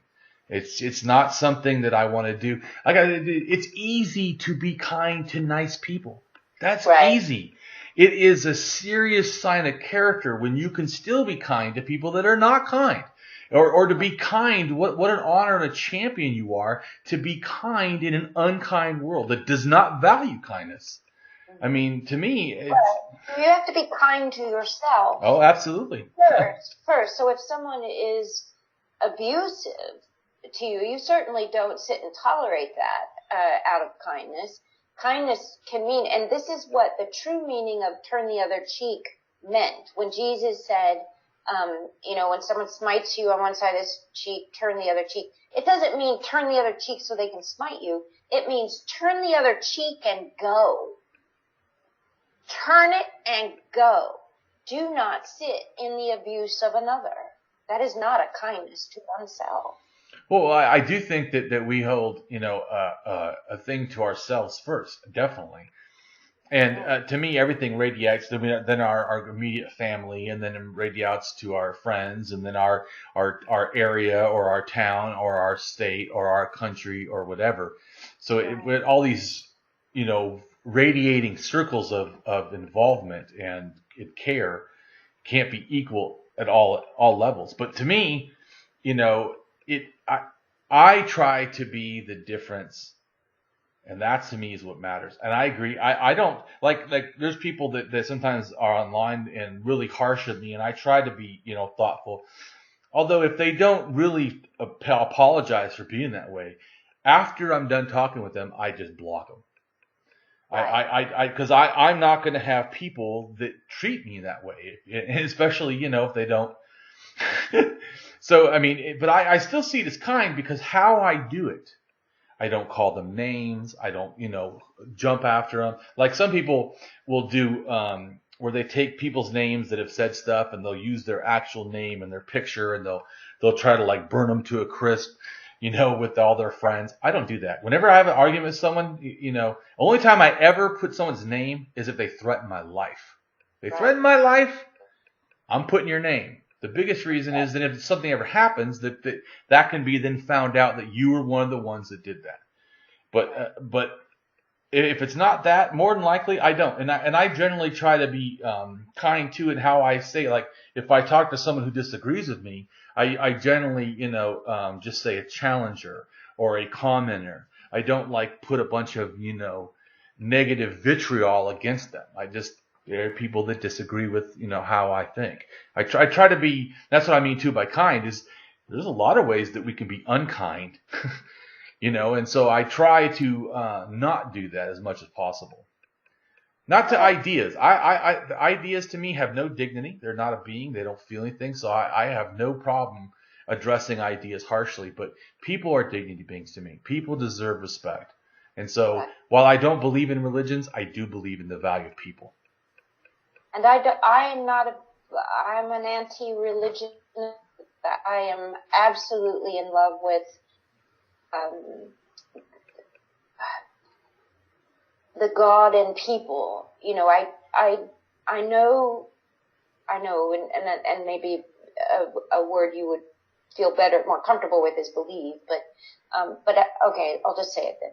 I believe that God is contained within every human being. And whether they know it or not, or experience it or not, is irrelevant to how I know it. I know it because of my own experience. If I can appeal to that being in another, which is kindness, God is kindness, of a kind, one kind. There is one kind, and we are of each other's kind. And of that kind is to me God. So if I am kind to another, it is the God within them that is appealing to that kindness back to me. That mirroring effect. So as I mirror compassionate being, who's also, as you may have, I hadn't heard your ire get up when God was talking to you, Stan, because my ire has gotten up. I mean, look how crazy this is. You sit in a quiet room, you're having a conversation with an imaginary being who's getting your ire up. Yeah. You really have to get a handle on your sanity to be able to do that. But as a side note, kindness is an expression of our oneness. And I think you are extremely adept at understanding oneness so clearly. You are. And tell me about your last name. Is AtHope? It's AtHope. It's a name that because when me and my wife got married, my whole name I changed because I used to be named Joseph Tolosi, and then when I was young, my dad was abusive to me harshly. So when I got a stepfather who didn't adopt me, I adopted his name. I just went to school and said, I'm gonna write only Sturt, period. I'm not writing nothing else. I'm not writing Tolosi, and I don't care. Either expel me or whatever. I don't care. I hate my father so much, I do not want to be part of him. And so they illegally just kind of changed my name, and then from then on, like from elementary school all the way through high school, I was known as Sturt, when that was actually kind of like a illegal name. And then once I got my first divorce, my wife was pretty terrible, and I was like, I'm sick of being something I'm not. And so someone else gave me this name. Not a name I chose. They chose it for the Bible, Joseph. I don't, and Daniel was my middle name. I don't like either of those. Both those are Bible, and my real father's name is Daniel. So I really hated having his name in my name, period. And so I was like, I want to change my name. So I legally changed my name. At first, I just changed to Damien, and I took my Joseph and just put it where Daniel was. So I was Damien Joseph Sturt at first, before I met my wife. So I had changed my name, and I chose Damien because I was thinking I want to have a name that really means something to me. I don't like that. I don't agree with this name. So I was thinking about names, and then I watched this program because I have relatives that lived in Hawaii for like 30 years, and I'd been to Hawaii before. And there was a Father Damien, whose first name was Joseph, and he chose Damien because it meant protector. And I thought, you know what? That's what I want to be. And I really liked his story because I felt like he was a Catholic priest, but the Catholic Church told him to leave, and he said he was going to stay and help the lepers on the leper colony. And he said that my sentiments, he said that, you guys are saying these people are about to die, so their value isn't high, but as long as they're alive, they have all value to me. And I was like, that is what I want to do. I want to be a person that goes out and sees value in everyone. Not that they're going to die tomorrow or even die in 10 minutes. How would I treat them right now if that was really going on? And I want to have that compassionate and different kind of a heart, that how I approach people. And so that's why I chose the name Damien. Everyone always thinks that, and I was still a religious when I did this. It was before I was an atheist. Everyone always thinks it's for Damien like the omen. That has nothing to do with that. It's completely not the reason. And so then I ended up changing my last name because when my wife and I got married, I said, I'm a feminist. I don't really like the idea of you taking my name. I don't like it. I said, what can we do something different? And she's like, why don't we, we talked together, why don't we come up with our own name? Ones that is not anyone else's. I wasn't going to, take hers. Let's have, a name we just make up that doesn't have it from anywhere. And let's make it mean something. So AtHope, which is, people always say AtHope, but it's actually AtHope. And that's a state I want to live in and try to inspire others. Hope. This care, this realizing, and I wanted to be who I was. That who I was this protector of people, this value of people, and this person that wants to inspire hope in others. And so that's what I, with my wife, came up with a name. The reason I have Marie in my middle name is because I'm mildly intersex and genderqueer, feeling a little bit male and female in my head. And I wanted to have a name that acknowledged that. That's why I wanted a female middle name. Because it's not totally who I am, but it is definitely a part of who I feel. And so I took my wife's middle name and made it my middle name, because it also, for me, felt like I then was a part of her, because we both share the same middle name. So beautiful. Well, can I tell you what I read psychically in your birth name? Go ahead. I hear the reason Joseph, because Joseph was a father, so in your name it means father. And Daniel means fire. So, and Telosi means tell all you see. So, it means, the father of fire, tell all you see. So, the fire. So, so in this sense, fire represents love. Love is a fire in your name. That's why Daniel can stand within it. If you replace the word love, the word fire in the Bible with love, it changes everything that the Bible says. Well, I mean, I had this funny game, speaking of the changing words, I had this funny game where I told people, if everywhere in the Bible it says God, you just add the word sex instead, it also sounds somewhat reasonable. Sex loves the world so much that it gave its child. Sex loves so much that it created the universe or whatever, whatever. So you start some of the verses. That's That is so perfect. That is so perfect because God is not a gender, right? God created the genders so that they would reproduce. Not because God is a gender, but in order that you take the one, you make two to make another one. Well, but that's not the only way that evolution works. I mean, there's beings that actually don't use the method of, male and female. Sex to reproduce. Well, and also what's interesting too is two things. But they also don't read and write, so it wouldn't be irrelevant,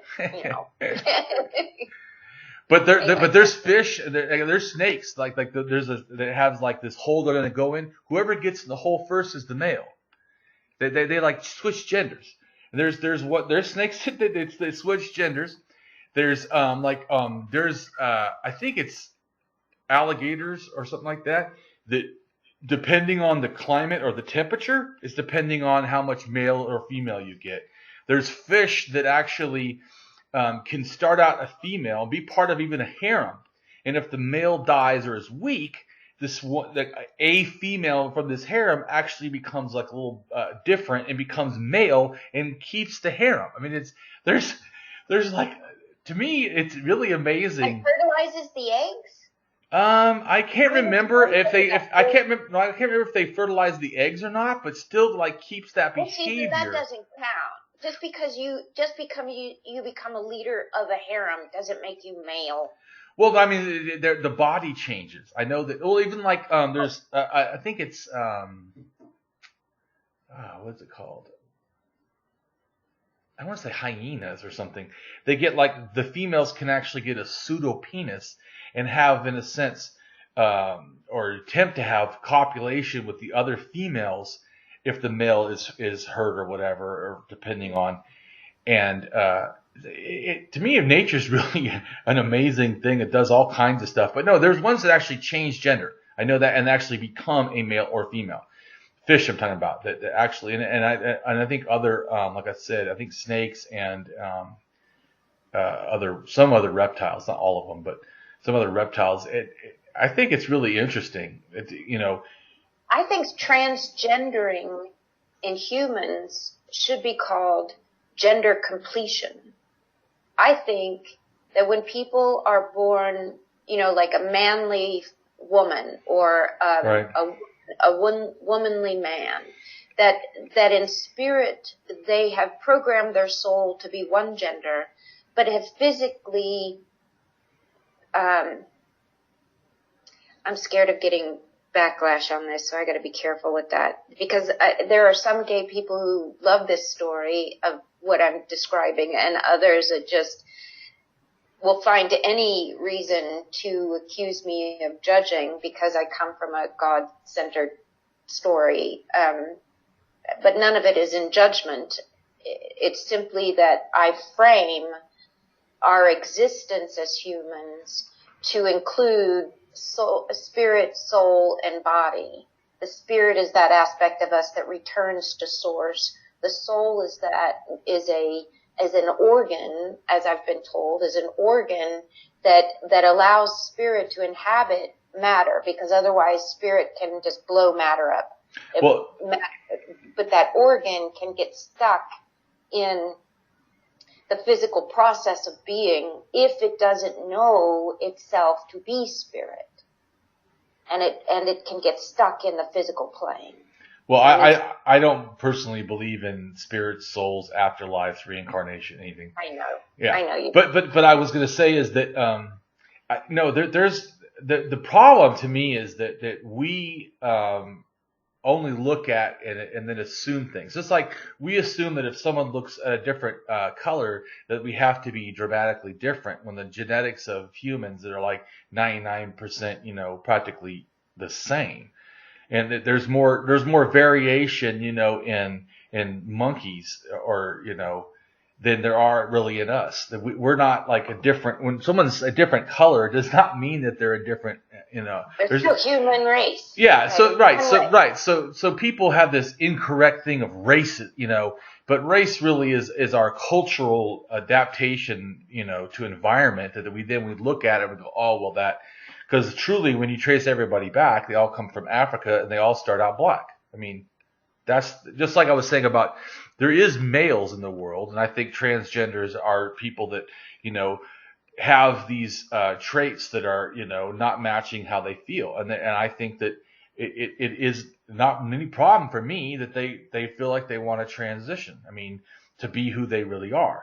I mean, like I said, I already know that there's people that are also like born intersex, and they try to, you know, cut, say, a penis off or something and turn them and raise them as a woman, but then they hit puberty and they feel like that should have never happened, or vice versa. And to me, the reason why I think that we get into this male and female really comes back to religion. That religions and holy books will say it's a man and a woman. That's not really ever been true. That's just been something people have been saying. Well, there's actually more variance. You know, like I said, they should say that we all start as a female, so they already are not correct. And then they're not understanding what it takes to make gender. And I'm not saying that the only way people are gay is because of their mother's hormones. I'm just saying that is a way that seems, when they do research, that this seems to produce this, that a woman's body can actually affect, you know, what's going on. I don't think that's the only way. Cruelty by parents can force a child to mature toward gayness, just to avoid the rigors of abuse. Well, I don't think that people inherently like choose. Like, you know, I didn't choose to be heterosexual. It's just what I felt. I've always been attracted towards, you know, females. And I have limited experience, but I do know a woman that I was very close friends with who admitted that she probably isn't gay, but by choice, and her choice to be gay was in rebellion to the way her mother would steal her boyfriends, date her boyfriends in high school, and she just decided, well, I'll just date women because she's not going to do that. She won't take my girlfriends. Well, that could be a motivation, but she also could have. You know, I know, but I was going to say that person could have also been bisexual and just didn't realize it. Maybe attracted to, or have. Another thing too, even bisexual doesn't mean that you're all both. It could be like, you know, 90-10 or 80-20 or 75, you know, whatever. So I once again, to me, we like to simple. Because we like to put everything in little, you know, confines. This is this. Right. So I think that it's our wanting to. We can even handle grays more than we can handle rainbows, right? Speaking of grays, you said that you've talked to aliens before. Yeah. I want to hear about that. So when I do soul readings, and as I said, I've performed over 3,000. And a lot of times I will do UFO conferences because these are some of the most interesting people that attend these conferences, especially to do soul readings for. Because I discover, I would say maybe 1.5% of the people that I do soul readings for are beings that have incarnated from another world, either from a multidimensional construct of a humanoid or from literally other worlds, other systems, celestial systems. But when I go do a UFO conference, I would say sometimes as many as 50% are incarnating from another world. And sometimes these individuals have beings that are in their psychic field or in just beyond the veil, that have been waiting to communicate with this person. And they will usually show up.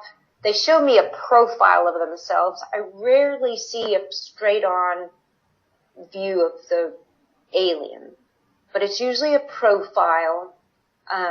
And I have seen grays.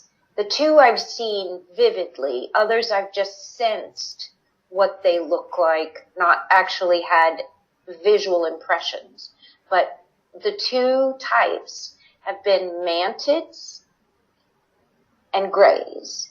The mantids, oh, that's not true. There's one other type, but I don't know what they're called. They just have kind of more rounded eyes here, the big rounded eyes. But then there are the big almond eyes kind, the gray types. And the one that I saw up close most vividly, the almond eye is more like a giant contact in this eye, as if radiation is a big problem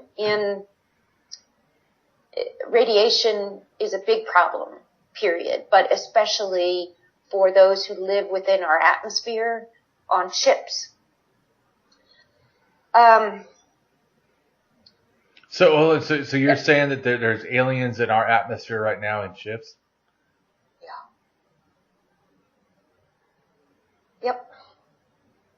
And so they've been here a long time. So you know this because you said that they told you?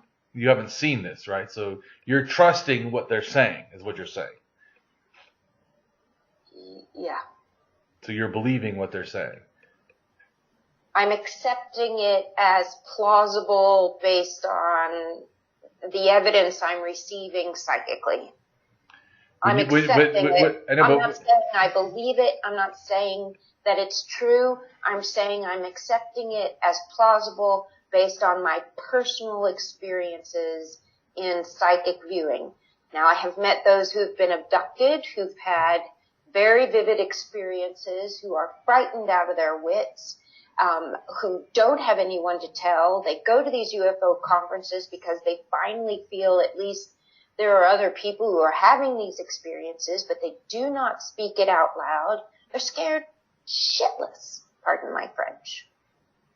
Well, I know that people can feel and sense a lot of things. In fact, there was a scientific study they did in Sweden where they actually hooked up an electrode to a part of a person's brain, and they were able to make them see visual stuff and feel being touched. And it was just because of how they would stimulate the God brain. Helmet. No, it wasn't. No, it wasn't. No? That's a different thing. But it's similar. This was a little more. Stimulus. Yeah, that's like yeah. What if that experiment? What it's doing is something similar to LSD, which is simply repressing the cells in our brain that give us an impression of density, 3 dimensions. What if that probe, all it's doing is suppressing those cells so that all of a sudden there's an awareness of things that exist that we cannot see with our 3-dimensional perception. And it isn't a hallucination. It's just repressing what very thin veil is between those two worlds. Yeah, but I don't see the evidence for that. To me, just like you said, LSD or any hallucinogens, that they make the brain interact in ways that it's not normal for the brain to interact. But that doesn't mean that it's seeing something outside of itself. It's to me. If you and your wife are really as curious as I think you two are, you need to show up to Contact in the Desert. That's coming up in Palm Springs, I think at the end of June. I personally, they have an outlook that is led by a gentleman named Emery Smith, and he used to be part of the government. He's now a whistleblower for these government agencies that have been on the trail of UFOs for a long time. But he has the ability to create a group meditation that allows for UFOs to show up in our visible spectrum. And I personally saw this tiny little craft hovering over some palm trees, and I was looking up going, what the? And I look over at my friend who had the same look on his face, looking up, what the? So I had a shared hallucination with my friend, seeing a craft hovering over a palm tree. And it didn't look like a flying saucer. It was just this tiny, it was small. It couldn't have been more than a single individual in that craft. And I saw more up beyond the satellite orbit that would move from beep, beep, beep, beep, beep. It did not move the way a satellite moves. Well, so two things. One is someone could easily fake that if you're saying you saw a small craft. And then It disappeared right in front of our eyes. Well, it appeared and disappeared right in front of our eyes. How do you fake that? It's outside. We were outside. We were not watching a movie. Well, because of this. So it goes back to the Zerber effect. Like, if you have someone, right, that comes and steals something in an environment that people weren't aware, they weren't ready totally for it, and a shocking thing happens. They ask the people, can you explain that? They've done studies on this. I'm not saying trauma. I'm saying, seeing something. I know. I'm just making a comment that they've done research, and that people that see things, and I don't mean just towards something special. I mean in general. All eyewitness testimony is not that great. I shared what I saw with my friend. I understand. We both saw it. Right, and there's a thing called fond du lac, which is an induced delusional disorder, in a sense, that's been done ever since, I think it was like 15 something. Of science to assume that all of these people are incapable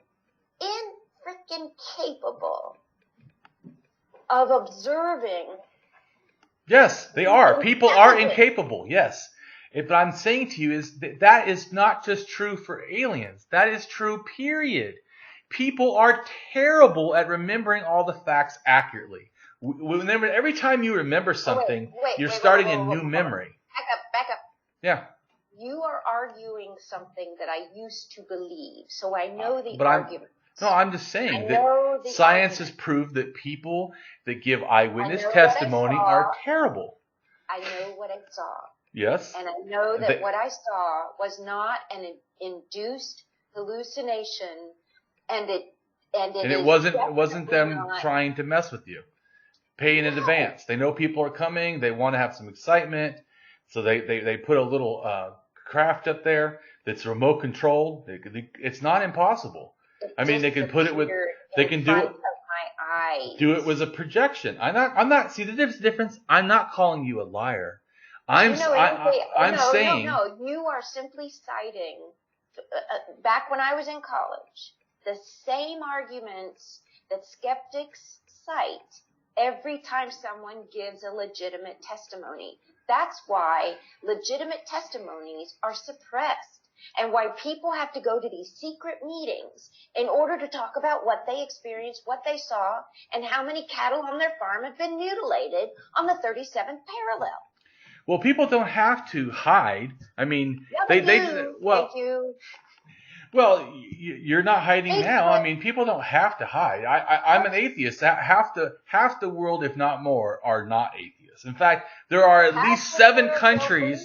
Well, there's at least 7 countries that actually, there's almost a death penalty or jail for being an atheist. Saudi Arabia calls atheists terrorists. So, but I am still out and open. I've gotten death threats, and I'm still out and open. So, I mean, I'm not saying everyone has to put themselves in that position. Or they're accused of being crazy, or they're accused of lying, or they're accused of making shit up in hallucinations, or any number of other things. Right. So all of which actually happens in the world and has happened. Are you saying that you believe every person that says they're a psychic medium through that time has all been accurately a real psychic medium? Do you believe that no one's ever been a con? That no one's ever lied? I have met hacks and I have met charlatans. Right. And they're two different things. Hacks are those who have almost a talent that they haven't mastered, but they put up a shingle and they suck at what they do. Okay, I took 10 years perfecting my craft before I went public. Mm-hmm. That's a hack. A charlatan has the signs up on our sheets, on the streets. It says psychic. I can tell you your fortune, blah, blah, blah, blah, blah. And they want $500 to clear your home of some evil curse. Okay, that's a charlatan. Those are two different things. There are master psychics and mediums that I have personally experienced. Like, how the heck can you know that? How do you know that my dead grandmother dressed me up like Shirley Temple when I was a little girl? Nobody knows that but the medium who told me that. How? Well, I'm not saying I know exactly in that circumstance, but I do know that the people have a tendency to do cold reading when they get really good at I do all my readings over the phone. How can I do a cold reading over the phone? Because you can simply ask questions that are lead. I feel like there's a person talking to me, and it could be a relative. Do you have anyone in your life that's passed recently? That is a cold reading. If you're not a cold reading, you should be able to go, I'm talking to Bill right now, the person who died 5 months ago. And Bill was married to Susan. How do you know what they should be able to do? You don't know. Because to me, if you don't even believe in psychic phenomena. No, I don't, because it's not credible. Inquiry. Because it's not credible. This is the problem with scientific inquiry. That's not a problem. They don't have any, they just as you said, think it's all non-credible, not credible. So how do they devise a legitimate scientific experiment if they don't even know how it works? Well, like I said, if you say you're talking to someone and you don't have the answers prior to the person. Show up like a three-dimensional person. You're talking to them through water. It's like talking to someone through water. You can't hear very well what they're saying. You can't see very well what they look like. You can sense what they are in relation to the person you're reading. But you don't necessarily get a vivid picture of what's going on. And sometimes you need the individual to help you to understand what you see and hear.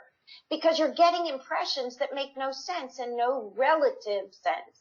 So they're showing me, for some reason, a copper thing. It looks like a hatchet. I have no idea what that is.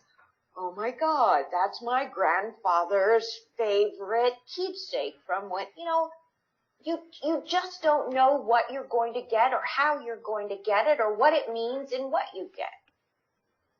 It's water. There's a dimension of water between the living and the past. People who've passed on. Because there's very little of, there's no physical form of them. They're in a spirit form, which is just a tiny, minute amount of cells. A tiny, minute number of cells. Well, I don't know what that means because there's nothing. They don't have a mouth. Well, there's nothing in the body where the soul is at. I mean, where do you say the soul is in the brain? The soul actually seats in the brain. Yes, it is my understanding that the soul seats in the brain at about middle brain here. Middle brain here. And so, if that was so, then are you saying that the soul is all of the encompassing of the person's identity? No, the person's identity is recorded in the soul. The soul sits in wait for one thing and one thing only when the individual is incarnated, and that is joy. That's all the soul is waiting for, because its purpose for looking for joy is in that, God help me with the words, joy is a process where purpose is understood. So one expresses one's sense of purpose through joy. When the soul is engaged in what the individual is doing and it produces joy, then the soul knows it is living its reason for existence. If it is not experiencing joy, then it is hiding from the life of the individual, which is why the individual feels forlorn without the engaging of the soul. Once the soul is engaged, because it is constantly seeking joy, the individual is lifted up out of depression, lifted up out of the doldrums of a daily life, seeking their own purpose for being. I don't have a soul. I don't try to do a soul, and How do you know? And well, because I know that science has not found. I know a lot of stuff about the brain because I was into psychology, a lot about neurology. In fact, there's a thing that they just came out with in neurology that said that they did a study and they found there's an explicit and implicit part to our, in a sense, consciousness that probably makes up consciousness of mind. These two separate things. Probably isn't so. Probably isn't so. They're looking at the factors of what lights up in the brain and what areas and regions and how it affects.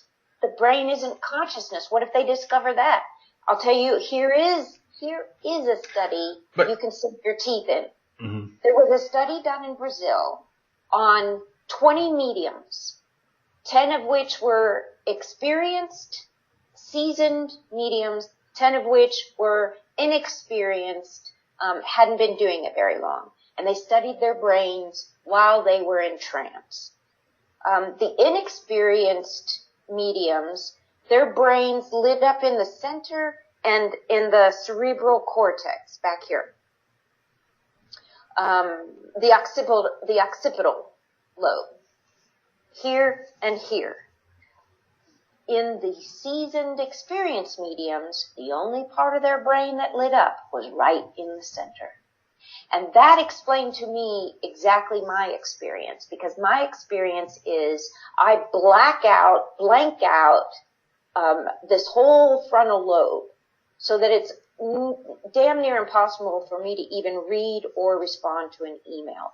I have trouble walking after a day of doing readings because this has been shut down and needs time to repopulate.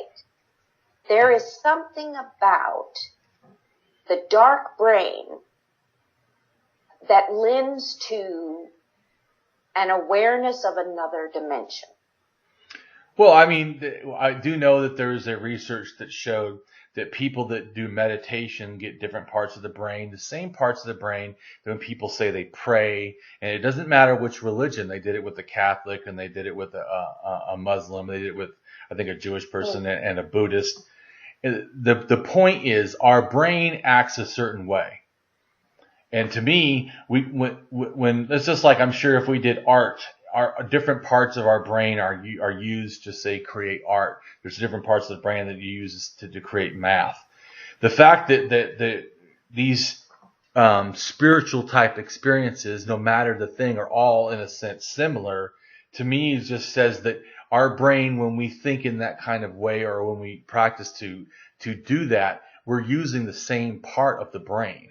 And to me, I don't see that as a soul or anything. It's just the fact that we have a part of the brain. And brain injuries have shown that, there isn't like a congruity of what part. Because sometimes people get injured in the brain and lose, like this one woman I saw this program, she got injured in the brain, and then afterwards she was like a sexual deviant. She couldn't even go to the grocery store without having sex with someone. Every guy she would see, if they did smile, she assumed that was a sexual come-on. That was not who she was before the brain injury. So the brain, to me, our consciousness is a property of the brain because the brain gets damaged. But what's interesting about the brain, too, is certain parts have certain functions. But if you eliminate some of the damage to the brain, other parts can function almost, and they relearn how to use, our brain for language or whatever. So there's a real plasticity in our ability. Plasticity, absolutely, because the brain is a processor. It is not the function of the mind.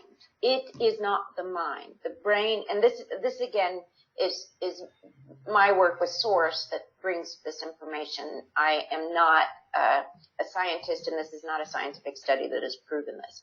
But the brain is process the mind rather than the other way around. And it's doing it. There is just as much brain in the gut. Science is showing there's a brain itself. Well, science shows that gut bacteria seems to be in somehow interacting in a way that sends signals and to our brain. I'm talking about the neurological functions of the gut brain. That's why we say I got a gut feeling about this. And, we get feelings in the solar plexus. Well, that's the amygdala sending dopamine or other chemicals, because we have this fight or flight response in our amygdala. That basically, when we have this fight or flight response, it makes our blood pressure raise, it makes our sensation different, it makes us a little bit stronger sometimes or whatever to be able to fight or run. Actually, there's chemicals happening. So when you feel stuff... I think that science has determined where those quick responses from the gut is originating, that it's originating from the brain and not the gut. Well, no. Well, I haven't seen the science of that. No, it exists. No, there is science that shows that the reason our gut tightens up sometimes, or that we feel cold sweats, or we feel more, our perception becomes more aware. It can be directly result of the amygdala. In fact, when people get totally taken over, it's called an amygdala hijacking or emotional hijacking, where we actually are taken over like a momentary, in a sense, of like insanity almost, not exactly insanity, but a momentary where we're emotionally overwhelmed. That can be actually a process of, the brain reacting to itself and its environment. Just like there, people don't realize too, fight or flight is not the only thing that we do. That's just a survival strategy. The other thing we do is tend and befriend. We also have this need. I am in a bad environment. I need to befriend people. I need to get, social coalitions so I'm not alone.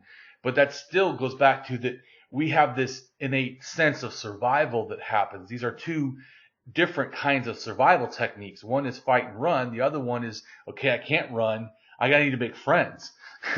And then I need to tend and care for people because that's a good way to make friends. I know that's how science frames survival and compassion and friendships. Well, to me, it doesn't make it any less special. It just means that I understand it as a natural source. But I love, like you saw how I love my wife. I love my wife a lot. There's no doubt I feel wonderful feelings when I think about her. In fact, I wrote a poem to her called Home. She is home. Wherever she's at, I feel good. So I don't think that home wherever she is. Yeah. So I don't think that understanding the processes that get, like say some people, they hear, oh, that's oxytocin and everything. Maybe that's true, and I still experience it as this wonderful love that I have. And I also, it's not just like because of me looking at her. She's done things for me. She's earned, in a sense, my loyalty and my love. So those are still survival things, but it doesn't make it any less wonderful. Every time I think about it, I understand the science. It doesn't make it. And psychology took it, and I understand it. Did not ruin that at all. It actually made me more understand it, because before it felt like I couldn't grasp it, and I felt like I had to somehow. But then I realized when I understood actually that's like explaining, the molecules that make water doesn't change the fact that it quenches thirst. It quenches thirst regardless if it's, H2O or, understanding the elements that are involved. It does something to me emotionally, not just physically. And so I think that we're emotional beings, and I'm cool with that. It doesn't. I do think it's funny how so many people, that are, skeptics seem to have more issues with that. Not all, but I don't. I don't have any problem with that. To me, first off, is that I don't understand that explaining something takes away its value. I mean, if watch someone do a painting, I do paintings. I watch someone do a painting. It's absolutely amazing. Even though I see the technical things they're doing, the painting still produces in me, in a sense, a phenomenological experience, an experience of the environment and what it does to me. It's like if you paint a window, it's fake, but you feel better because you can, or mirrors. You put up a mirror and you feel like that it does something to us. What's interesting though is all animals actually don't recognize a mirror as them. I've seen before where they put for gorillas and they'll go and attack the mirror even though it's really them. But some other I've seen monkeys go up there and start realizing, hey, that's me. So I think that we don't all. That's fascinating. Well, I don't think that we all have to have the same to be of value. Because the fact that a gorilla can't, I think it's a bonobo can. I don't think that makes the gorilla somehow. Isn't that interesting? And the bonobos are the ones that have sex for peace. Yeah, they have sex almost for everything. They have sex for love, for bonding, for making amends. Yeah. So, truly, I think that humans would be a lot more sexual. I think that culture and religion especially has said, don't do this, don't do that. I mean, I have an open marriage because that's what works for me. So our population can't afford that kind of free-for-all. We can't afford it. Well, what you mean is we'd have to be responsible and not make babies. Is that what you're saying? Really? Because if we have protected sex, I don't have any children. So if I have protected sex, I don't have children, then I'm not contributing to the children in the environment, but that doesn't mean I'm not having sex. I mean, not. I would love to, you and I could go on for days having these conversations, and I would love to have another opportunity to talk about. Well, you said you wanted me to go on to your show, so we can do that. Yeah, let's talk about, I'd love to talk about love and love American style. How's that? All right. It's been a good time talking to you. Have you enjoyed yourself? Very much so. Very much so. You're definitely the brainiac that I enjoy having long discussions with. It reminds me of college when we'd sit in the commons area and just talk for hours. Yeah. So. Well, I personally like discussions more than debates. I can debate, but I had one debate and I just, like formal debate, I just did not like it. I felt like it didn't produce anything. He said that every atheist believes in God. I'm like, that's not true. And he's like, well, all the ones I've talked to, I'm like, I think you're lying. I mean, I've never talked to any atheists that say they believe in God. I mean, if they say that, then they don't know what atheist means. Right. I mean, I don't know what you're talking about. But even so Pew Research did an actual research of different atheists, and I was shocked. I think it's like 6% believe in a universal spirit. Not God exactly, but some sort of a universal spirit. Mm-hmm. Mm-hmm. Which still proves that his statement that all atheists believe in God was inaccurate. And I was really upset. I said, I'm done. If you're not going to admit that you're wrong and we can move on, I'm done. I'm not talking to a flat out liar. Right. I was like, but I probably handle it better now. It's probably about 4 years ago or something, or 3 years ago. I don't know. I've gotten a little bit better at handling stuff. I probably would have asked more questions, but I did ask him to back it up, and he goes, well, it's Paul says it in the Bible. And then he reads what Paul said, and Paul says, I feel that they know God. Where he was saying he knows atheists because they've told him that they all believe in God. And I was like, yeah. Paul in the Bible. Says the exact same thing I'm saying about you is that I feel your heart. And that's what I associate with what God is. So, yeah. But I'm just saying that the Bible was saying I feel, and this guy was saying he knows, and I said the Bible is more epistemically accurate than what you're saying. Right. If you said you feel, we have no problem. We can go on with the debate, but right. That's not what you're saying. And he's like, no. All atheists do. Every atheist I've ever talked to. And I said, dude, I got thousands of people that follow me. They're atheists.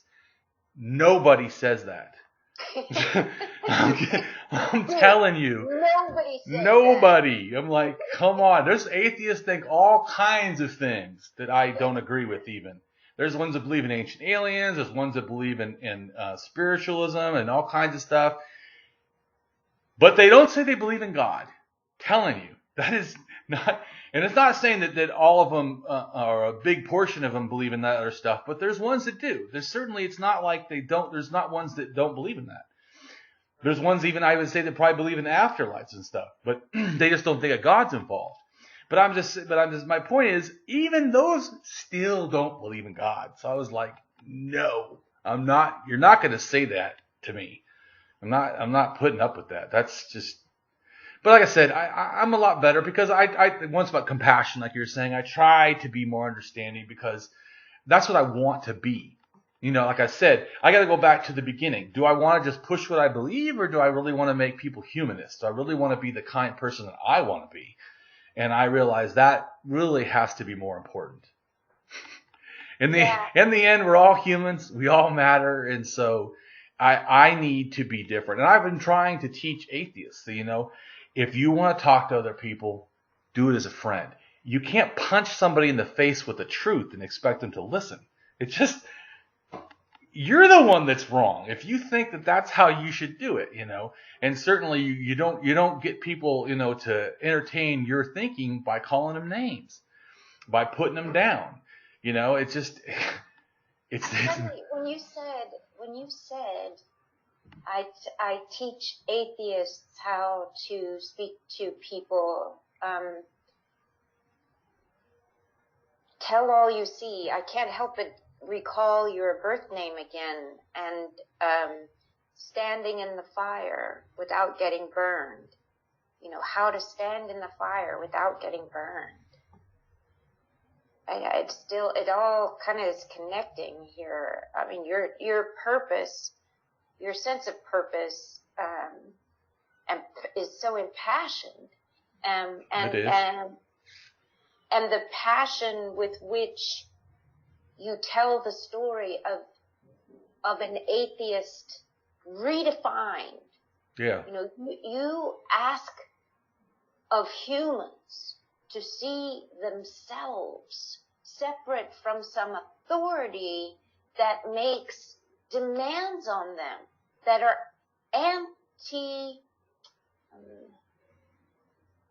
anti-theoretical, I can't think of the right word, the antithesis of a free thinker. If you ally to an authority of any kind that is not first subject to you, you're not free. You're not free. You're not a free thinker. You're not a free mover. You're not a free agent. You're stuck under the authority of some presumed ideas your mother has so clearly defined.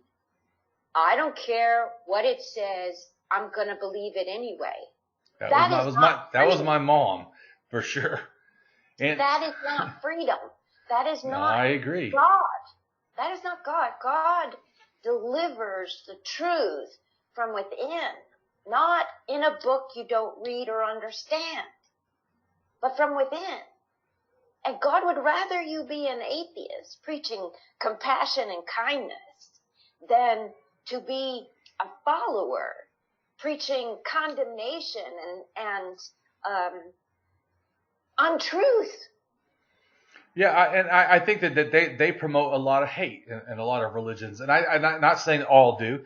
This to me, that's another thing too, is that intolerance is probably a better word. They don't preach hate; they preach. Some do. Well, they say gays are evil and need to die.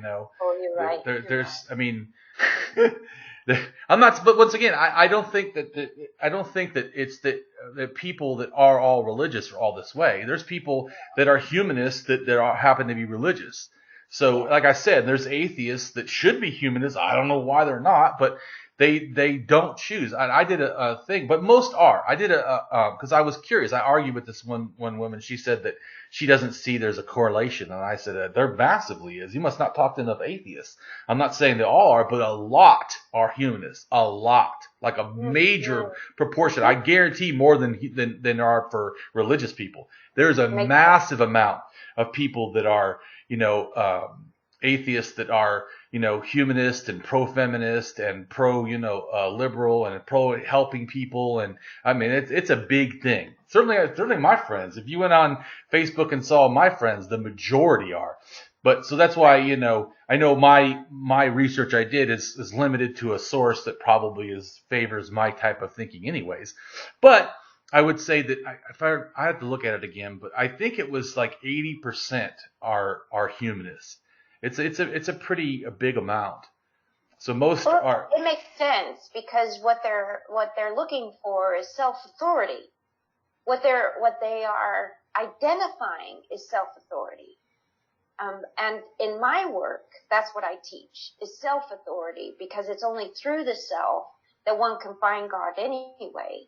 And even my interpretation of, I get crap from both sides of the story here. Yeah. Christians don't particularly like me, and atheists certainly find me questionable. But I think Jesus said, when he said, I am the way, the truth, and the light. No one comes to the Father except through me. I think what he was saying is, the I within me that is God is the light. No one gets to God except through the self. That's what I think he was really saying. Because the kingdom of God is within you. You cannot get there outside of you. You cannot, he was a rebel. He was a rebel. And he was a rebel in a time of occupation. And he rebelled against the modern religion of the time. And he tried to teach people they are free within. Though you are not free without. You are free within. Well, I mean, there are some good things that are attributed to this proposed Jesus. I don't know that I believe. The man we think as Jesus. Well, I don't know that there even was a Jesus, or if there was stuff being written about it. It could have been multiple people. And certainly, if you look at the first gospel written, was not written at his time. It was not written by anyone that knew him. The Gospel of Mark is the first one, even though in the Bible it's listed as Matthew. Mark comes first, and they already Bible scholars already know this. It's Mark, Matthew, Luke, and John, where in the Bible, it's Matthew, Mark, Luke, and John. Reason they don't want Mark first is Mark doesn't say a resurrection. Like the movie where Jesus, Passion of the Christ, where it shows him die and that's it. That's what the book of Mark is. Jesus dies, no miracle, no nothing. No coming back, no nothing. That's it. He's gone. So I know they don't like that book. That's why they moved it further so you don't read that first. But I don't want to go into all about the Bible because there's tons of stuff, but I'm just making a comment. So I don't, and even Paul wrote after Jesus' death. Paul never met Jesus, and yet he came to him. Supposedly as a soul or spirit. He came to him as a soul or spirit, not as an actual, not when he's supposedly alive. He didn't ever talk to this person of Jesus.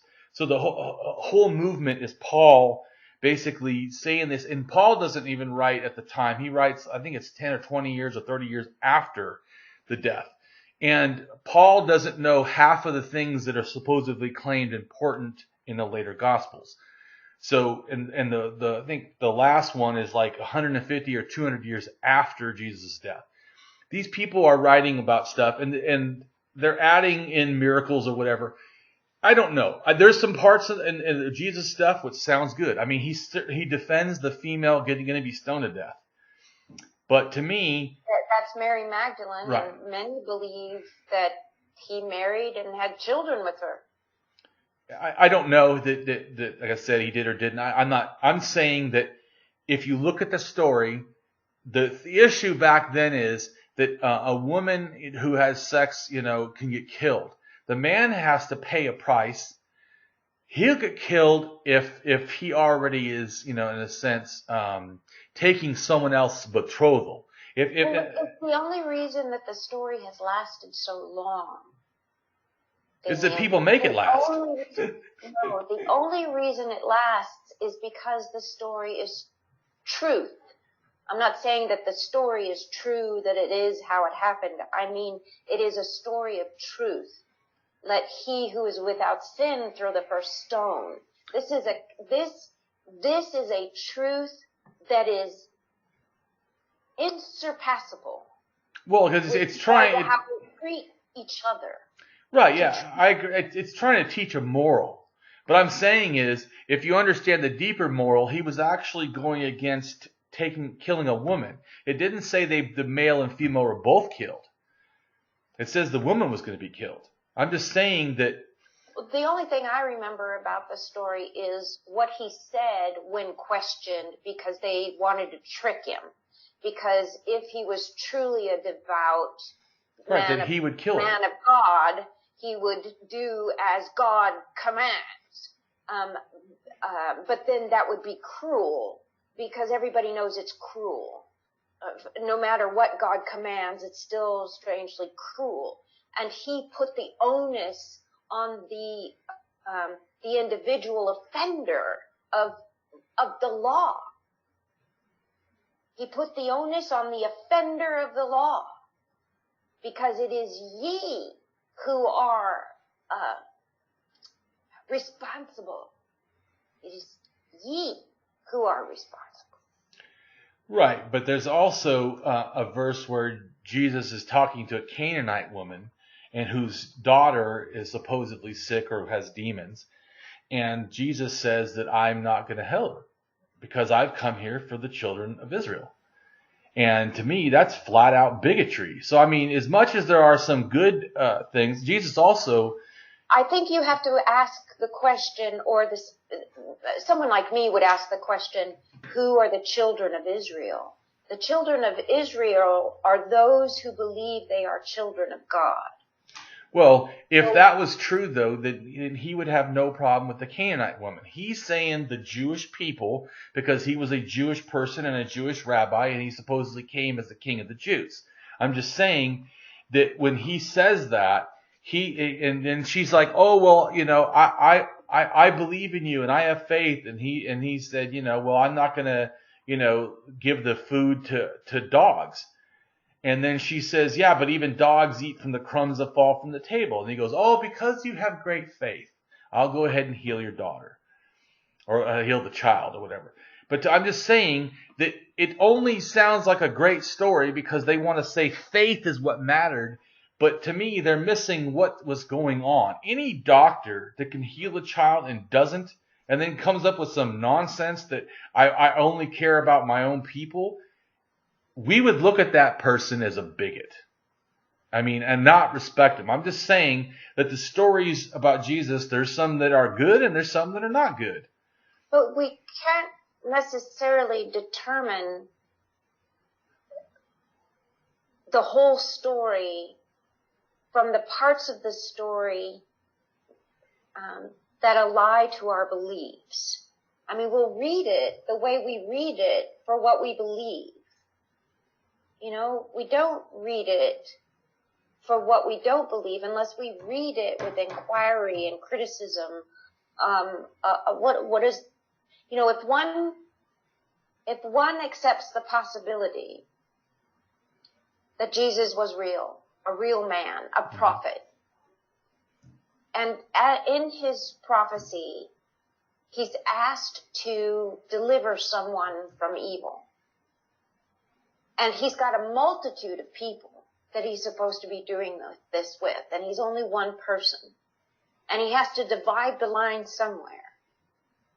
And he simply says, I'm sorry, I'm working with these people, but I'm here, and this is, she says, and she continues, and she wants, and so he gives in. I don't know the relationship between the Jews and the Canaanites. Well, genetically, the Jews and the Canaanites were very similar. The Canaanites, in a sense, branched off and became the Jews from the Canaanites, in a sense. Their original DNA goes to 4,000 years ago, at least Ashkenazi Jews, up in Turkey. And then before that, it starts to go up into Europe more, where it can be older. It sounds more like a territorial dispute to me, not a people's people think. Well, I'm just saying, but Jesus is supposed to be this loving being, and if you have this ability to heal people and you choose not to, you're choosing your choice. You got to understand what a healer is. A healer uses their own life force to help, and there's a limited supply of that.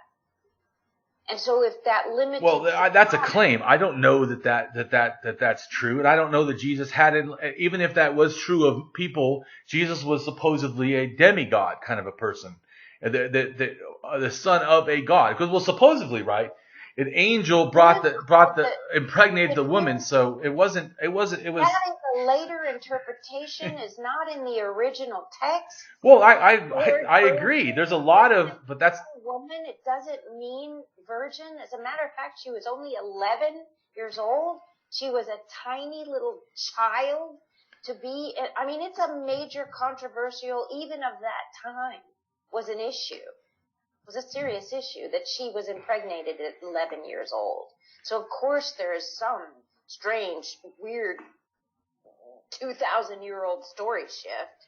Well, I do think, like I said, I do think that there's a bunch of the Bible that's inaccurate, definitely. I mean, which parts? I mean, you have to do more scholarly stuff to figure out. But some will never know exactly what's wrong with it or right with it, because how they were written and the fact of the time and the place. I mean, but I don't totally believe that the Jesus' story. I don't, just because they claim these things, it doesn't mean that. Let me just be clear about one thing, in that the Jews of that time called each other sons and daughters of God. They were sons and daughters of God. He was not the only son of God. And as I understand from source communication, the word only doesn't mean just him and no one else. It means there is a onely begotten relationship. There is it's almost like a sacrifice that love makes. A sacrifice that love makes. It's not, this is the only human that is begotten by God. It just means that love is making a sacrifice in order to carry the story this far. The story of love in Jesus. Jesus was a story of love. How do you carry that story so far? You martyr him. You martyr love. Well, that's an interpretation, and that certainly a lot of people have different interpretations throughout time, throughout place, throughout culture of how they perceive the different stories that are in a Bible or any holy book. I mean, even in the Muslims, it's not like the Christians are the only ones that argue over the same book. Muslims do the same thing. They kill each other, the Sunnis and the Shiites, over the same book also. I mean, their same book. I mean, to me, interpretation, is our own feeling. I mean, it doesn't really matter to me what people's feelings are, because I can read Moby Dick and find it to be, a harrowing thing of the murder of a whale. Or I could say it was the harrowing story of a person that overcame a whale. I mean, it depends on which, so it is the same story. I think the Chronicles of Narnia and Alice in Wonderland are just as biblically important as the Bible. I think there are some amazing works of fiction that I hear God speaking through. I think Ayn Rand, one of the most intellectually interesting atheists in history, captured the voice of God in Atlas Shrugged in the John Galt speech. I heard God in that speech, or at least the one I communicate with. And it's all about freedom from autocracy, or freedom from masses, the mob rule. Freedom from mob rule is really what Atlas Shrugged is about. Anyway. Well, to me, it's a glorification of selfishness, which I don't think actually. Think so? Oh, absolutely. I think that Ayn Rand and her type of, thinking is born off of selfishness. I'm an anarchist, but I don't see us as separate. I see us that we're actually connected. We would like to be a lone wolf and I don't need anybody, but the reality is that that's inaccurate. That's inaccurate psychologically. We need people. I mean, it's even ones that don't still generally have something. They'll read books. They'll do stuff that they get people in a sense, or they TV or something. They get it from a secondary source, but we are just that way. Psychologically, physically, we do good with comforting touch. I mean, it affects our psyche. Hugs are. I'm sorry. I'm still stuck on Ayn Rand and what you said about that, because I think what she was identifying in her time was when Marxism and socialism was being, was running amok and destroying industry and individual industry is what I mean. Individual industry, the industriousness of individuality, and contributing to a social construct where everyone contributes, not just the few for the many, but that everyone contributes. And you don't live off of other people's efforts, that you make your own niche and effort it. That's what but the point is that that's a capitalist mentality, and you are already living off everybody. You're living off everyone that came for the internet, invented it. You're living off the person that's toiled and made the computer.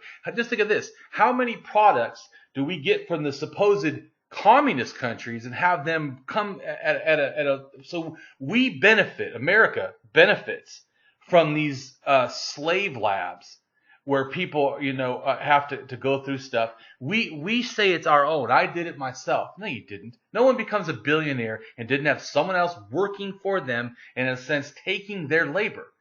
Her story, I don't think, was about making millions of dollars, but how industrialists... Right, I didn't say that she was about money. I said it's a glorification of selfishness. That's what I said. Glorification of selfishness. It is and I'm not saying that she didn't acknowledge some issues, but it's the response to the issue. In other words, like I was saying, when someone curses at me, the natural response, the selfish response, is just to curse back. Hey, but my unnatural response is to use kindness, to go, wait a minute. What's this person going through? What is it I want to be in my life? How do I want to? Maybe I can actually make this person have a better day. Maybe that won't just affect my day, but others. Okay. Here's the thing. What she was actually doing. This was a testament against the state as authority over individuals. I disagree with the state. I said I do not agree with her solution to that, her conclusion of what you should do. I think that you give it back to the people as an individual, the people as a group. The problem is when people think that they are the individual and the group all by themselves, and they're an army of one. And that's just inaccurate. Nobody's an army of one. Every idea that you have is ideas. Even you said the soul thing, and you gave me the definition of God through someone else's work, not yours. You took that other person's. I don't think that's that's a good thing that we take from others and adapt, that we share globally. If we did more of that, which to me is socialism. I don't agree with these communist countries where they have these dictators or these groups of dictators or these oligarchs basically running the government. I don't think that we have a lot of real socialism. Socialism was not supposed to be that these people rule from the top down. That, right. I mean, and like I said, I'm an anarchist anyways. I'm an anarchist socialist. And that's what her work was in my mind addressing, because she came from what became a communist country. Right. And I'm just saying that her I know her stuff is kind of like what's called anarcho-capitalist. An anarchist, but capitalist. I don't agree with that. I'm an anarchist socialist. I'm a communalist. I believe that. storyteller. I don't think you can, you Well, she's smart. I mean, you can't deny that she's smart, and she did write books trying to figure out how to get her ideas. Like me, you said I do little pictures. That one of the ways is then you read the picture. I get more people to read my ideas by drawing the art. And I did not accidentally do that. I do that with intent. I realized other people are putting out memes and stuff, and they're getting their ideas spread wide. Yeah, but she told stories. Yeah, she's a storyteller. Yes. That were in characters. Some intellectual comes along and calls it an ism. And I think that's so unfair. She's not, I didn't see her work, even though I would a great intellect. I do not consider her an intellectual snob. She was a storyteller. She came from a world that was being destroyed, and individualism was being destroyed. And in the process, she created characters to describe the damnation that is because of how creative individuals are, and individualism she experienced in the United States. Well, but she does have an ism. She created objectivism. So she did create an ism. And it's still practiced today. She's not around, and there still is objectivism. In fact, I remember I had a meetup in California for atheists, and the objectivists for Ayn Rand, they contacted me and wanted to do stuff together, and I said, I don't agree with you guys' philosophy. I don't desire. I'm not saying I'm doing anything against you, but I certainly don't desire to be part of what you're doing. They said, well, we don't believe in God. And I'm like, that's not enough. For me, that's not enough. I already said, I want to hear about your humanism. That impresses me. That tells me that the quality of person is the kind of person I would feel comfortable with. If you don't value people, I have a real hard time with that. It's just because I feel like it's a core thing. Your beliefs are like a secondary. Your core, who are you? Not what you believe, think. Who are you? What do you do in the world? That makes a lot to me. People that, don't do that. I feel like that you're diminishing your own character and your own value doing that. So, Agreed.